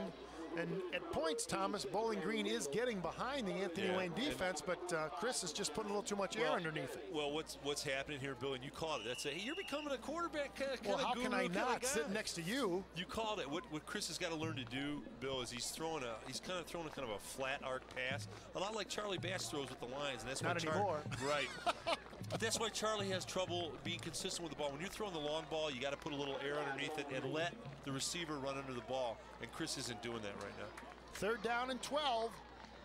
Bowling Green really needs to sustain this drive if they hope to get back into the ball game.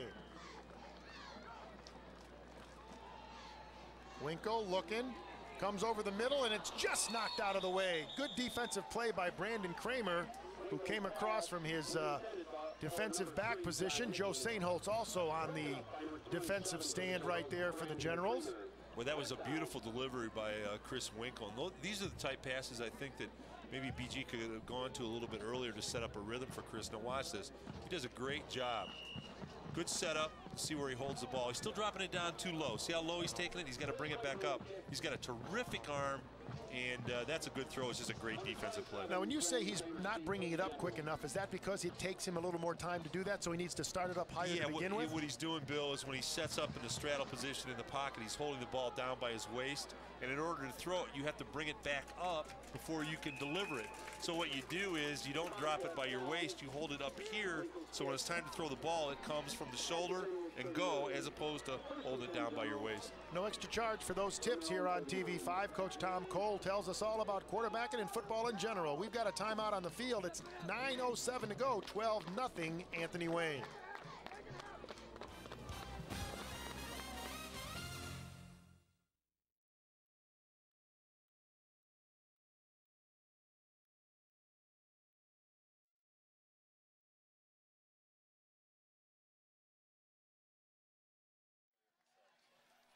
Here come the Generals.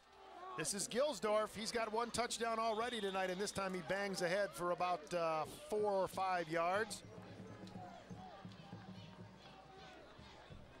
Well, Bill, I don't think I've seen 3 backs. Have you 3 backs on one team that can effectively run the ball like this Anthony Wayne squad? It's kind of unusual. And they're not all slow and they're not all fast. I mean, it's just amazing how Craig Smith will mix them up.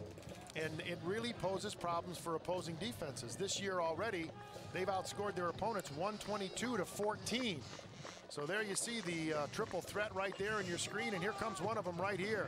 This is Ryan Mitchell, and he dances his way for another first down, picks up another 10 yards or so.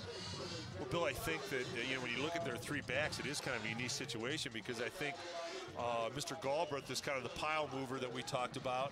And Mr. Mitchell is quicker, but still powerful. And here comes Mitch right here. But that's a nice slide step that he makes there. Great camera angle, guys. And he's still going north-south. And then when Gilly comes in, he's got the 3rd gear. So you kind of get all 3 levels with him. So basically what you're saying is you don't want to play defense against this team. No.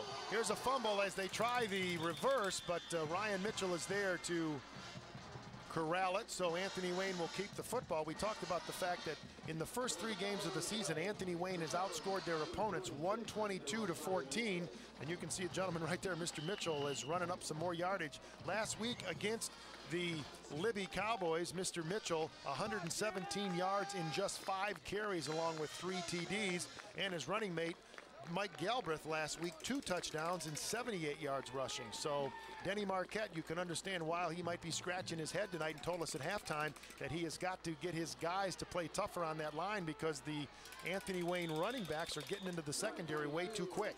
Well, Billy, I think if you're looking at defensing Anthony Wayne from here on in, I think what you have to do is just put more people in the box, load up the inside, and make them throw the football. But maybe you can't. Maybe they're good enough in the running game that if you load the box up, they can still run the football because of their misdirection. Well, they definitely have the speed to get outside. They've done that several times. And one thing, Thomas, I guess we could also talk about the fact that we have said that Bowling Green lost so many starters last year, so they're kind of in a rebuilding mode. But on the other side, the offense for Anthony Wayne, they've got 9 of 11 starters back, so you can see why they're so potent on the offensive end. Here's a pitch that Mitchell bobbles, but again, he's able to fall down on it. So right now, cold hands out on the football field, causing some problems for both the Anthony Wayne Generals and the Bowling Green Bobcats. Well, Billy, what's an interesting thing again about the Anthony Wayne offense is with those double tights, here's a quick pitch, trying to get outside. He just took his head off the ball. When they constrict and have that tight formation, it allows them to get that trap outside and break it for big yardage, and they've done it all night long tonight. 6-foot senior Josh Garrity saves that football for the Anthony Wayne Generals. We'll take one more break. When we come back, we'll continue. With 6:31 to go in the ball game, it's 12-0 Anthony Wayne over Bowling Green.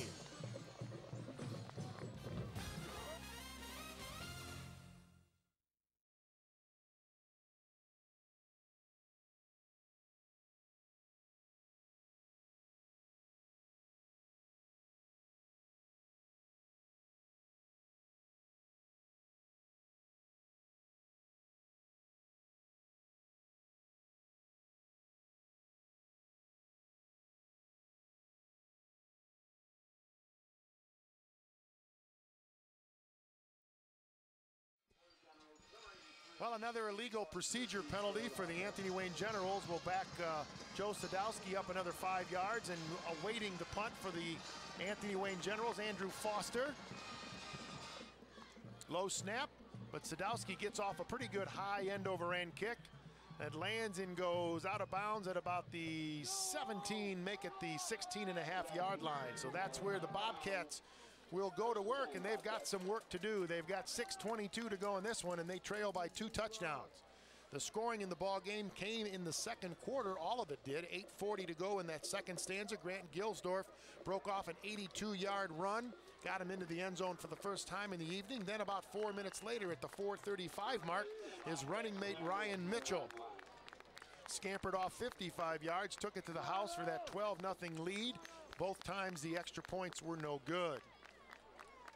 So the ball on the 19-yard line. Chris Winkle to get things started for Bowling Green. Keeps the football, looks across, and hits Steve Culbertson with a nice crossing pattern, and he picks up the first down. The ball moves up to the 39-yard, make that the 34-yard line. Nice pass, Thomas. Beautiful. Chris has just a very fluid motion and release. It's a gorgeous pass, and these are the kind of passes. As you see the big numbers in this ball game. Second down, 10 to go. Here's the give up the middle, and this is Tyler Lehman, and he gets back maybe a half a yard, but sniffed out pretty good by the interior portion of that Anthony Wayne defensive line. Bill, I think they could probably get one of these crossing routes down the middle, because I think Anthony Wayne's gonna, they're gonna play off in a cover 2, which means the safeties are both real deep. They tried to get the draw off of the spread, and there just really wasn't a lot there. But Anthony Wayne's going to be in a cover 2, Bill, which means they're two defensive safeties. The corners are going to be up tight in the receivers, and the defensive safeties are going to be back off. And usually cover 2 down the middle is pretty vulnerable. Shotgun again for Winkle. And he looks for the out route, but unfortunately John Nickey turned the wrong way. So that's going to make it 4th down and 10. And we'll see what Coach Marquette is going to send in the punting unit. They need to get the ball back pretty quick, but the way the running game has been going so far tonight, Thomas, by the Anthony Wayne Generals, they're able to eat up not only a lot of yardage, but they're able to eat up a lot of clock. Well, yeah, that's a great offense, Bill, because it limits the number of snaps that the other team gets. I mean, how many snaps has Bowling Green had tonight versus the snaps that Anthony Wayne had? Well, Anthony Wayne not sure that they are actually going to punt the football. They have nobody deep, though they are looking for the fake punt, but they are going to get the punt as Winkle. His leg has got to be awful tired, but what a great spiral. Lands at about the 30-yard line and trickles out of bounds at the 25-yard line. So that's where the Generals will start. And while we have the teams change positions on the field, we want to take a moment to thank both Mike Vanette, the Bowling Green Athletic Director, and Denny Marquette, the head coach at the Bobcat camp, for helping us out with our preparation in tonight's ball game. And also a thanks goes out to the Anthony Wayne Athletic Director Paul Holen, and of course head coach Craig Smith. Their help in our preparation, not only for Tom and myself, but for our entire crew, makes this a lot more fun to bring you these kinds of football games when they give us a little bit of inside information into their kids, because football is a lot just more than heights and weights, and that's what we try to bring you here on TV5. There's a crossbuck again, and boy, some good blocking downfield by the Anthony Wayne Generals as Ryan Mitchell picks up about 3 yards on that particular carry. So that'll make it 2nd down and 10.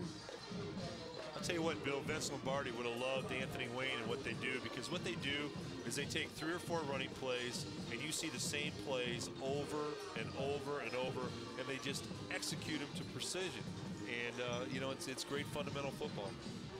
Stay with us after this one. We will try to get a hold of the winning coach, and at this point looks like it might come from the Anthony Wayne side of the field, but Bowling Green will have something to say about that, I'm sure, as again Mike Galbraith busts out of 2 or 3 tackles. Now he's going to get into the secondary, and he gets a block. No flag on the play on that particular play, and Galbraith is going to go all the way. It is a 72-yard touchdown run, no laundry on the field, and is 18-0 in favor of Anthony Wayne. What a run by Mike Galbraith. Bill, the total yardage for Anthony Wayne on the ground tonight is going to be an amazing stat. It's just they've done an incredible job. The accolades should be up front. This is just a straight isolation play, Bill, and it looks as if they've got the runner stopping, keeps his legs driving, breaks it to the outside, never gives up on the run, and then he takes it to the house, and that's just a missed tackle. That block was close, but it's certainly a good effort. But just a straight isolation. Boy, he worked through about 3 or 4 tackles to get down there. Now here's Sparks. trying to pick up 2. Can't turn the corner, brought down, so it'll stay 18-0 as the extra point for the 3rd time tonight fails for the Bowling Green Bobcats. But now with 4:01 to go in the ball game, the Anthony Wayne Generals here in Bowling Green have an 18-0 lead. And as Tom Cole says, when we get to the final stats and take a look at the rushing yards for the white and blue here at Bowling Green tonight, it's going to be an awesome number. They had 295 yards rushing in the first half, and Mr. Mitchell and Mr. Galbraith and Mr. Gilsdorf have continued to add to that total here in the second half. That is only our first score of the second half. It was 12-0 at halftime. Well, Bill, they have an old-fashioned triple threat here at Anthony Wayne, and you know, I just, as a defensive coordinator, you know, you would have a very difficult time trying to key on these backs. And who are you going to shut out? Who do you have to stop? I mean, if you double key one of them, you know, the other 2 are going to kill you, and you have to play them straight up, and they are difficult to defend. Well, Sadowski again gets a chance to kick off for the Anthony Wayne Generals. This one's going to low. It's going to be scooted, and here comes McKinney. Picks it up at the 15. And he is going to be brought down very nicely by number 29 of the Anthony Wayne Generals. That's Casey Irvine, a 5'8", 150-pound junior for Craig Smith. So things get started for Bowling Green on the 32-yard line. They've got 3 touchdowns, they being the Anthony Wayne Generals. 1 on an 82-yard run by Grant Gilsdorf, 1 on a 55-yard run by Ryan Mitchell, and 1 on a 71-yard run by the fullback Mike Galbraith. As you see the scoring numbers on the last play for the Anthony Wayne Generals. Gilsdorf keeps it and rolls out right. Dumps it off and through the hands of Tyler Lehman. Well, I'll tell you what, Bill, Chris Winkle is a junior quarterback. He's a very gifted punter. He's got a beautiful throwing motion. He's going to be an outstanding quarterback. He makes a little smash fake here, counter fake, bootlegs out. Needs to get his shoulders turned a little more parallel to the line of scrimmage. He's throwing against his body a little bit there, and that's why the ball sailed just a little bit, but that catch should have been made.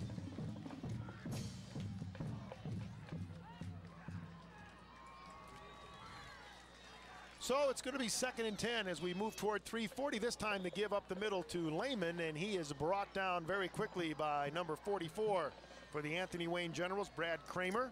Brad Kramer, a 3.1 student. He was all NLL as a linebacker, as both a sophomore and a junior.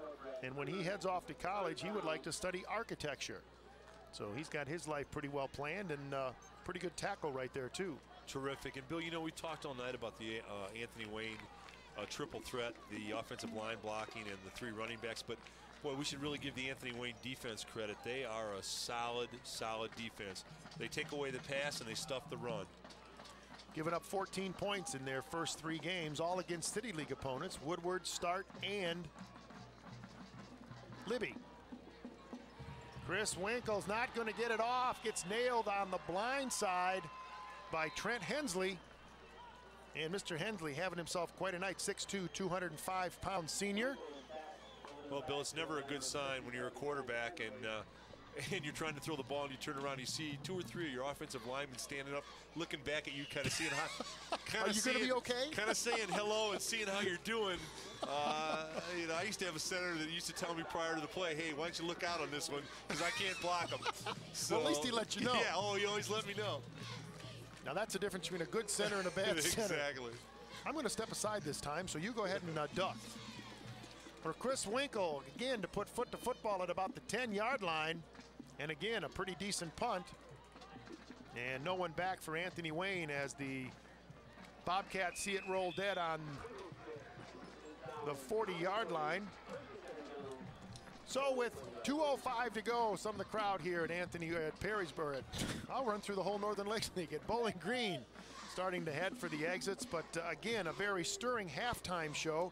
Hopefully you were with us for that as the Bowling Green Band and the Anthony Wayne Band combined to play God Bless the USA, the Lee Greenwood hit, in tribute to the tragedy in New York and in Washington and in Pittsburgh this week as American flags are flying high here at Bowling Green, as again we send our best to the families and friends of everyone who involved in that particular catastrophe. We almost had a catastrophe right there at a much lesser degree, and it was a catastrophe for Anthony Wayne as the snap was mishandled by Jason Sparks, and Bowling Green comes up with the football. Matt Emmons on the recovery of the football, so the Bobcats not giving up yet, but they need some instant offense. They've got 2 minutes exactly to get on the scoreboard as you see the scramble for the football. Well, now what you have to do, Bill, is they really do need to get in the shotgun, and they let Chris throw the ball deep and see if they can get a quick score and an onside kick. Well, Winkle's got the football. He'll get it in just a moment, we should say. He's going to go for it all. And it is caught. And it's going to be a touchdown by Matt Emmons, who gets behind the defense. He beats Brandon Kramer and gets the first score quickly for the Bowling Green Bobcats. And we said they had to get some instant offense, and they had to do it pretty quick. And that's not a bad way to do it. Yeah, they pick up an awful long pass right there. Yeah, Bill, it was nice. They got in the shotgun, and they sent the receiver down the sideline on a streak pattern. And boy, Chris has just got a beautiful delivery. Nice job, and it was a 45-plus, 40-yard touchdown. 40-yard touchdown pass, and they'll certainly try an onside kick after this point attempt. Here's the snap. The kick is up. And the kick is good. The extra point goes down by Ben Sarver. And right now the Bowling Green Bobcats have some life as they trail now by a score of 18-6. The question is, as Coach Tom Cole said, that drive took 7 seconds. A 40-yard pass play, one play in 7 seconds, and the quick strike offense of the Bowling Green Bobcats come to the forefront right there. Ryan Mitchell talked to us before the ball game, Tom, and he mentioned the fact that last year the Bowling Green Bobcats beat them in the regular season, and they also beat them in the first round of the playoffs, so they had some revenge on their mind. And Ryan Mitchell told us that this is just like a championship game to them, even though it's only the first game of the season. Oh, absolutely, Bill. And this is now for Anthony Wayne, Bill. You've got to have their good hands team out here. All the people that are real comfortable trying to get the onside kick.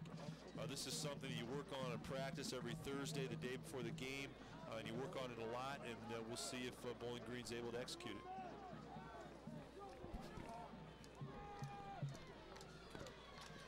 Well, doing the kicking for the Bowling Green Bobcats, Adam Jordan, a 6', 215-pound center. And they got their hands people up front, they being the Anthony Wayne Generals. And they're going to come right toward the right side of the field with this kick. And it's going to be recovered right at the 50-yard line. It goes the necessary 10 yards. And right down on top of the ball goes number 31 for the Anthony Wayne Generals, Alex Sherman. He's been involved in many plays tonight. Well, Bill, and Alex is well coached, because if you notice in that situation, Bill, what he did is he didn't try and scoop the ball up. He just curled his body around the ball, because picking it up didn't mean anything. Curling his body around it meant that they have possession of the ball, and that's going to kind of give them the ball game, I think. So obviously the Generals will try to keep it on the ground to eat up the last 153 of this particular ball game. And here's a man who can eat up a lot of ground and a lot of time, as Mike Galbraith gets himself a first down, picks up 12 yards on that carry, and he was down, Thomas, around the 7 yards after that carry. And this time he ends up bowling his way for an extra 5 to pick up 12 for the Generals. Yeah, G-Man runs very hard, but you know, Bill, something that Mike needs to watch now, and that is, I'm less concerned about acquiring yards at this point in time and just covering up the football. You know, Mike was making an extra effort to get those extra yards, and he's swinging that ball outside. Somebody's going to strip that. Now's the time to double clamp the ball, Mike. Forget about the extra yards, and let's just, keep possession of the ball. Well, the clock continues to run. 90 seconds left in this one. 18-6. The Bowling Green Bobcats finally score with 1:53 to go in the ball game. And there again, another fumbled snap. They're battling for the football, and Bowling Green says they have it. We'll see if the officials concur, and they do. Bowling Green has the football. They'll take over on their own 40-yard line, and again, the offense, which was so potent for the Bowling Green, or for the Anthony Wayne Generals early in the ball game, Thomas, coming up with some major mistakes right now. Well, again, we talked about it the whole game, Bill. We knew there were going to be concentration mistakes today, and the offsides, the procedures, the fumbled snaps, the drop balls, those are concentration mistakes, and we expected that. And you know, Chris has got the arm to go deep. He's proved it. You put him in the shotgun, you spread the field, and you let him throw deep. Anthony Wayne's going to be in a cover 2 with the safeties both back, and Chris is going to try and find a seam. Well, the defense is way back. They're going to not give him the long one, but Winkle's going to go that way anyway. And he's got it. It's into the hands of Phil Schumacher. We've got a flag on the play. And we'll see which way it goes, but the last 2 passes that we're throwing. I think it's going to be defensive interference. I think he was face guarding him, and the youngster still made the play. Now, Chris is still holding the ball down too low, but what a beautiful arm he's got. Now watch this throw, Billy.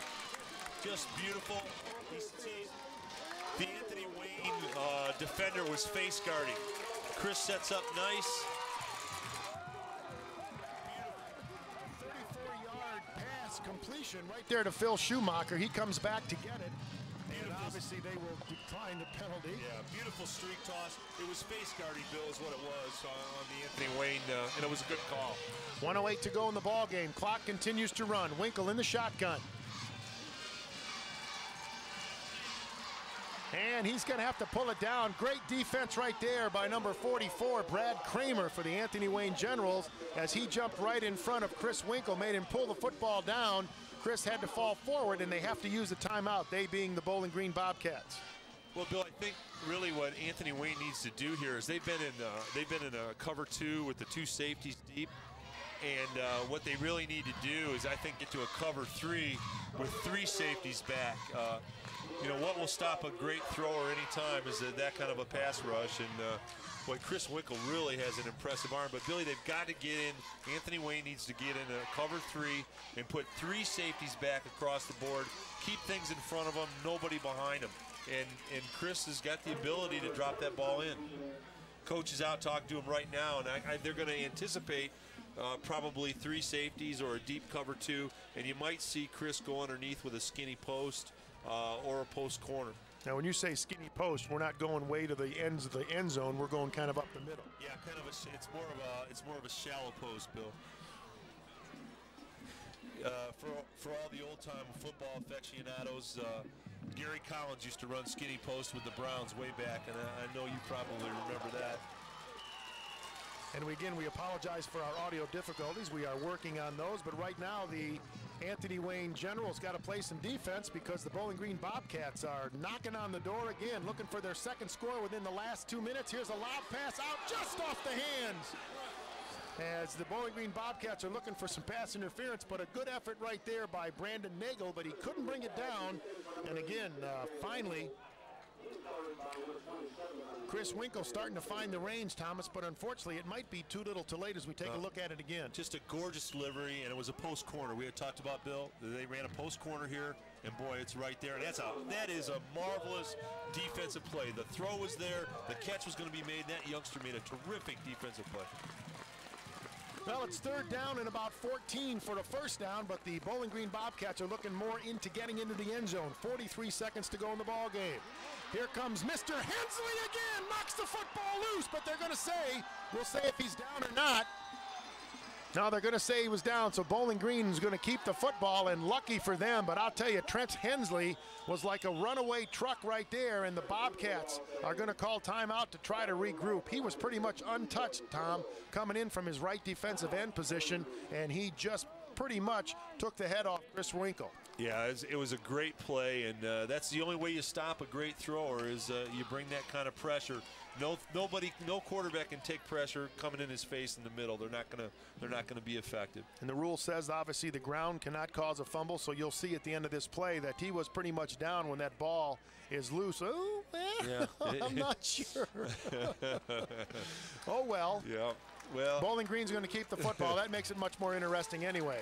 So it's going to be Absolutely. fourth right now. They've got 10. They've got about 22 yards to go for a first down. The scoreboard says 19, so we'll believe them. They add obviously better than we do. Well, Billy, I think you've got two concepts here. You spread the field, you get in the shotgun. I might leave one back in because I think Anthony Wayne could bring somebody off the edge. You got two passes to look at. Go back to the skinny post or run a post corner. I think either one of those would give you a pretty good opportunity to pick up the first down.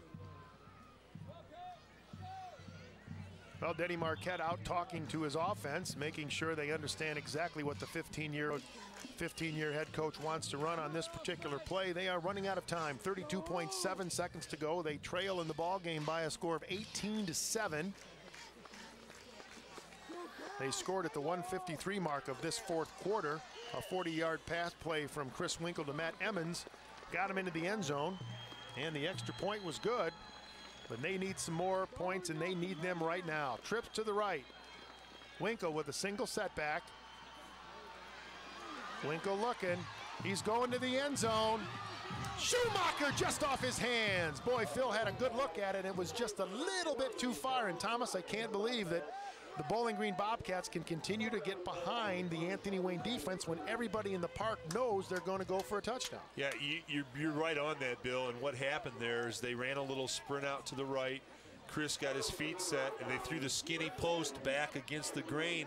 And I want to tell you what, that's a terrific throw. I mean, it really is thrown about as well as you can throw the football. This young man's going to be a heck of a quarterback. He's got another year, and I wish they would have turned him a little loose a little bit earlier. I mean, he can really throw the football.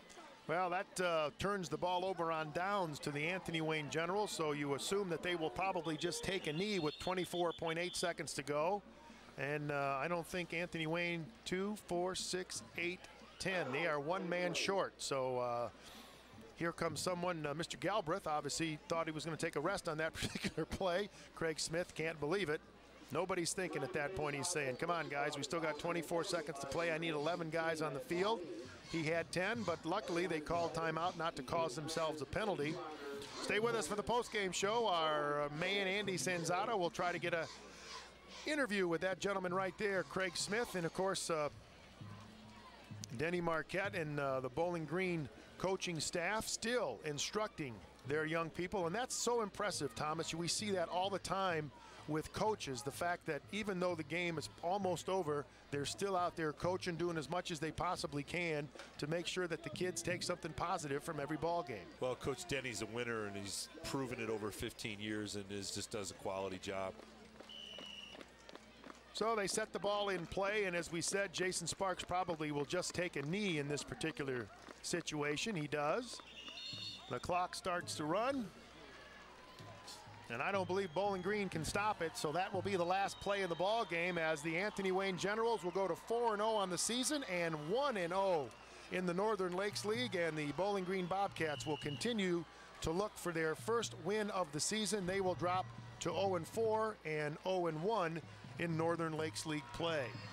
The clock's gone to triple zeros, and this ball game is over. The Anthony Wayne Generals win it by a final score of 18-7 over the Bowling Green Bobcats.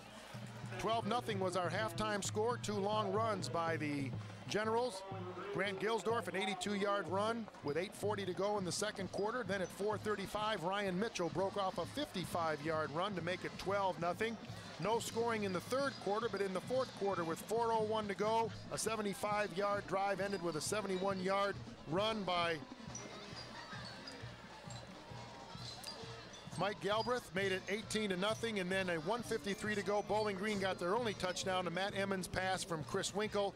The extra point was good. That made our final score 18-7. We'll come back and talk about it from Bowling Green right after this on TV5.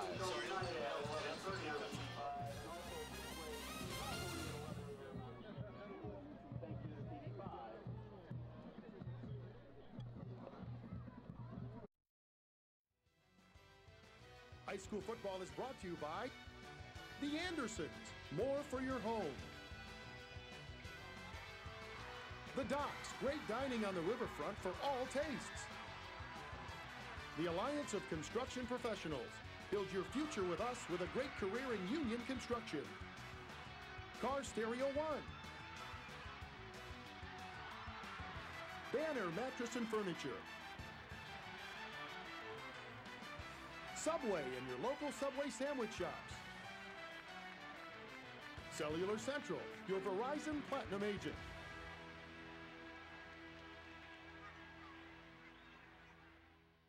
Welcome back to Bowling Green High School as the Anthony Wayne Generals win their first league ball game of the season over the Bowling Green Bobcats by a score of 18-7. And we are joined on the field by the head coach of the Anthony Wayne Generals, Craig Smith. Craig, Bill Clark up in the booth. Congratulations. What a show on your offense tonight. Yeah, thank you very much, Bill. It's a big win for us.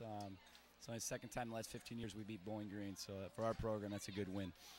Coach Smith, again, congratulations, Tom Cole with Thank Bill you. Clark. I look at your three running backs, and Bill and I talked about it all night long, Coach. 128, 152, 185, Gilbreth, Gilsdorf, and Mitchell. How do you defense that? I don't think you can defense those guys. You play good, hard-nosed, old-fashioned football, and I love it. Yeah, Tom. Thanks. By the way, we got three good backs, and if our kids up front, stop that penetration. We had a nice offense. We're kind of old-fashioned, kind of against the modern trend of the spread offense. But our kids run hard and they work hard.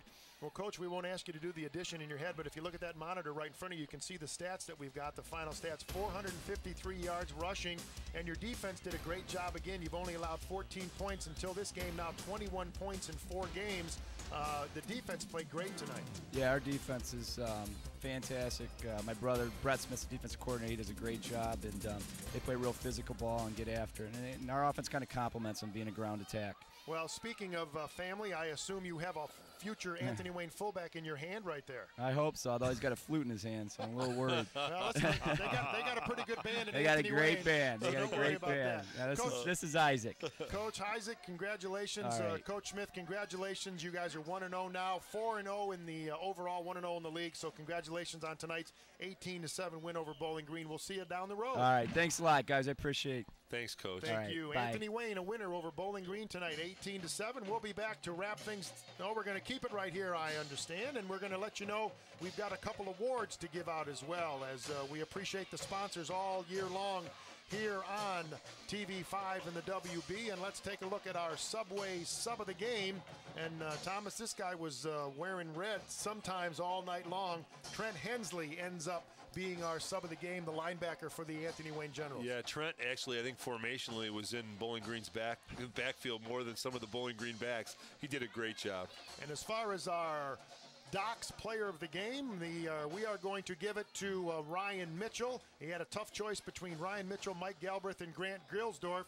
But Ryan Mitchell with his almost 850 yards himself, but he had 185 yards tonight to lead the rushing game for the Anthony Wayne Generals. He receives a $25 gift certificate from the fine restaurants down at the Docks in downtown Toledo. And our friend Mr. Hensley receives a foot-long sub from the area Subway sandwich shops. Next week, we'll pack up our bags and head over to Clay High School as we have a GLL battle for you, as the Clay Eagles will host the Fremont Ross Little Giants. We'll have that Friday night, September 21st at 11:30 p.m. But for our ball game tonight, it pretty much puts it in the win column for the Anthony Wayne Generals. They go 1-0 in the league, 4-0 overall, while the Bowling Green Bobcats continue to search for their first win of the season. They are 0-4 for the year and 0-1 in the NLL. But for our whole crew, including Tom Cole and our stat man, Tom Fitzgerald, this is Bill Clark saying thanks for you for joining us tonight. And once again, reminding you see it right there. Our final score tonight, the Anthony Wayne Generals 18, Bowling Green 7. Have a good night, everybody.